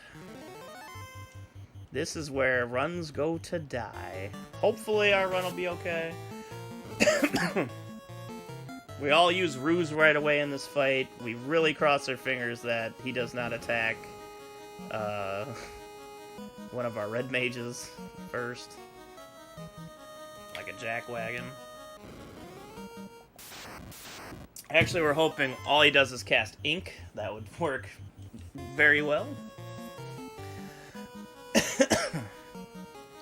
And we're actually purposely not using 2 safe tiles here, so we get an encounter right before we fight Kraken, just the square right next to him. And that we, of course, run away from.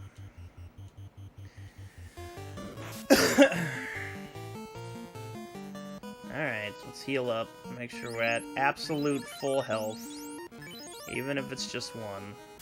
Here we go. Alright, so first round, everybody ruse. Everybody ruse. Alright, that's a good ruse to get off. Ruse, obviously, ruse makes you harder to hit, so they don't get to hit as many times, which is important for this fight. Alright, so fight, now we're going to cast fast in both of our warriors here. Kraken has 900 hit points.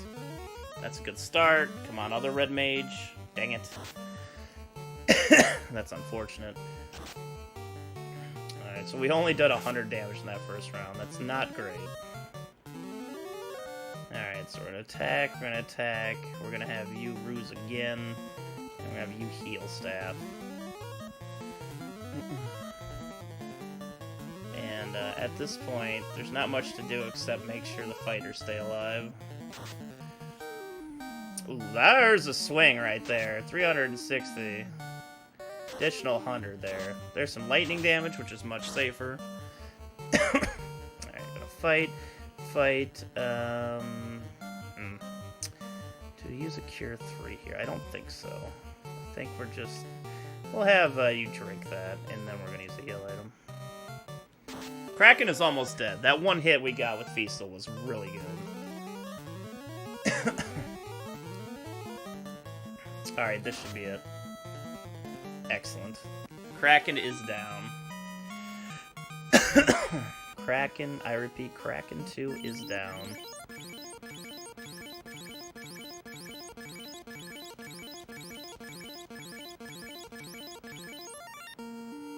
Alright, here we go. Let's go get the Masamune or the Masamune. The best sword in the game.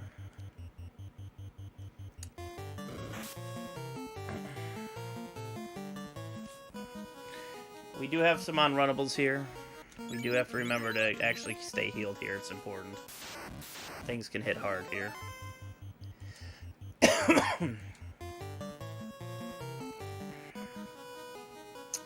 Alright. We only have one more Fiend left, Tiamat 2, which is kind of scary. We're pretty protected against instant death, but you can never be too careful, obviously. Obviously, the worms we cannot run from. This has been said earlier. Pretty bad hit on Fiesel there, but not a big deal. Hopefully we can, 2-round this fight. Wow. Nobody got kills in that round, okay. So 3-round is what we're going for. Thankfully we got to go first. And take out 2 of the worms. So that significantly less damage, which is good.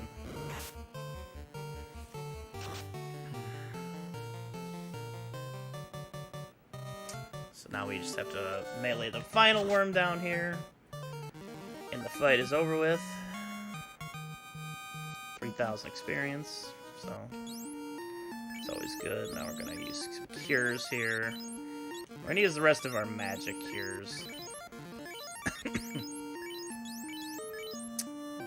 alright. Oh. The luxury is we do get to warp out of here, since we actually have a red mage not stoned. In the NA% version, you actually do this entirely with one solo warrior. So you have to walk all the way back. This place is really scary. Alright, more airs that we get to run from. Hopefully, and I do mean hopefully, Tiamat doesn't get any of the instant kills on us through our ribbons and whatnot. Fingers crossed and all that. So here we go, legendary sword. And we're going to go ahead and trade that to you. Wait, no. Why is Fiesel up front? Huh. And trade the defense down here, so we all have good swords. I need to knock Fiesel down to the number 2 here in a second.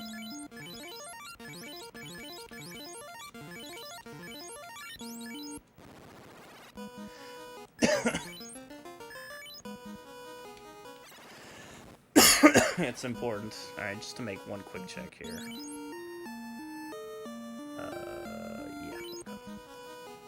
Okay. Wait, no. We're doing something wrong here. There we go. Last regular encounter of the game, hopefully. Now, we're on to Tiamat. This is actually a pretty simple fight. We just fast our warriors and just melee the whole time. Alright, that's a good initial fast there. Good swing, hopefully. Tiamat has 1,100 hit points. Come on, Nessie. Dang it. Masamune didn't get the fastest hit in. And we've done about 200 points worth of damage so far. So we're just going to head and melee and heal. That's what we're going to do for the rest of this fight. That's another 240 down, so about 450 damage to Tiamat so far. There's another 300. So we'll say about 750. Ooh. Hopefully Tiamat does not take out my other red mage. It's not a big deal as long as I can survive this. My other red... Do not kill... Oh my god. My heart. Alright, we killed Tiamat. Nessie dying there, not a big deal. We can bring him back. We have the power.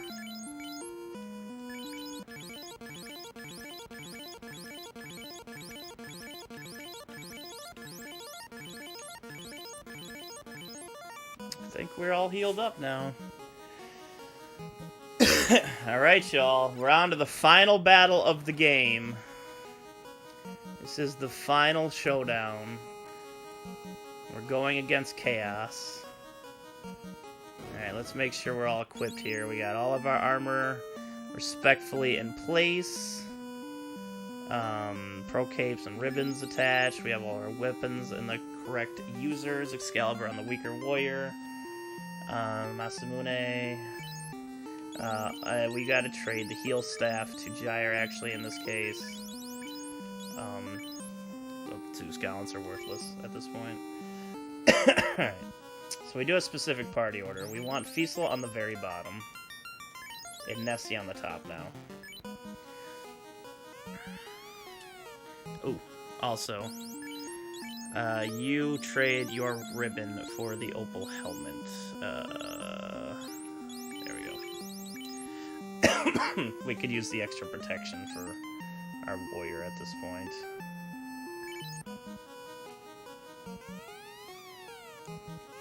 Here we go. Last fight. What we want to do here is cast fast on our warriors in the first round as fast as possible. That is extremely, extremely unfortunate. I really hope that warrior wakes up soon. That is quite possibly the worst thing he could have done. Chaos has 2,000 hit points. Alright, at this point you are pretty much out of stuff. Cure 3 there. I guess you can cast... No, you're just gonna heal item. Okay. That's fine. That's perfectly fine. Nessie being dead does not matter. That's a great hit right there. Holy crap. That was an Excalibur swing for 400. So he's already 500 hit points down. And he hasn't cast a single magic spell yet. This is important to note because after he casts 4 magic spell, his next one will be Cure 4, which heals him completely. And he hasn't actually cast a spell yet. He's 550 hit points down. He's... Oof, that was a bad swing. But he did swing again, which is also good. Alright, there's a nice hit right there. Ice 2. Okay, there's their first magic spell. He's already about 800 to 900 hit points down. This will be over $1,000, so half of his health will be gone. That's good. Just continue healing. That's all you pretty much need to do at this point. There's a nice swing there. I got some lid action. Actually gonna bust out a Cure 3 for my bottom warrior, because he's more important than the red mage at this point. Alright, get this Cure 3 to you. Awesome. That's good. And another... There it is, y'all. There it is. Chaos is defeated, and the marathon is coming to an end. Thank you for the quick GG there, enemy. I appreciate it. Thank you all for the GGs. Chaos is dead, and that means the marathon is over. Everyone, I cannot tell you enough. I'm going to try to speak on behalf of all RGL here, that we cannot thank you enough for all of your support for the last 8 days. This is by far the best marathon we've ever gotten to take, that we've ever got to put on for all of you. That we've got to come together as a team and work hard for an entire week to put on an incredible marathon for all of you. Your support is just unbelievable. I must thank every single RGL member for their extremely hard work. I'm going to go through it right now. Anthole for doing an incredible amount of work behind the scenes for this. He's also prepared what you're all going to be seeing very shortly. A little surprise for everybody. Don't go anywhere. The marathon is over, but I got a surprise for all of you. Brought to you by the RGL crew, so don't go anywhere. Thank you for all the bits. Really appreciate it. Enemy TV, who also did an incredible amount behind the scenes, had some runs in this marathon, and has been helping coordinate the whole thing. We got our amazing tech team. We got Evo, SSR2, Kong Cakes, L-Rock, Shima, and just so many amazing people. Kavik did a ton of good work. Afada Cthulhu helped out for the marathon. We had some restream duty by Raptor and the RPG chick, and there's just it's amazing how many people put enough effort to make this a reality. An idea is only an idea. Putting that idea to good use is the important part. And everybody who worked hard on this deserves as much credit as anybody else.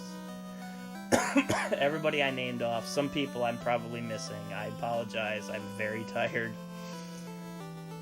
That's just the way it works. My brain. It's been a very long week. But it's a labor of love for all of us here, and I hope you really enjoyed it. We have lots of great marathons and stuff coming up in the future. We got one-night-only tournaments. We got raffles on Fridays. We got RTS, a real-time strategy, Thursdays. We pretty much always have an event going on the weekend, whether it's a tournament or a marathon of some sort, like we had the Atari 26, or like a one-night-only tournament. We have Zelda one-night-only tournaments coming up and stuff. So, while the marathon is over, my dear friends, my lovely friends, RGL still has tons of content for you coming at you every week that we work very hard on. So, we appreciate all your love and all your support. And I am astounded at how well this marathon went. Because I can't say I'm surprised. I'm just astounded. Like, it went so well. That is correct. We will be live on Thursday again. We will have a real-time strategy Thursday, where even some of the community can join. If you like playing like Age of Empires 2, or like a Command and Conquer, the real-time strategies of old, by all means, come to our events Discord and hang out, join in, talk about it and such. And then we have raffles, of course, which has been a staple on RGL every Friday. Times are still the same. But alas, as you can see on the screen here, the end is writing in. And my good friends, well done again to all the RGL members, and thank you all one last time for supporting us here on RGL. Stick around for this little special bonus we have now for you. Good night, everyone.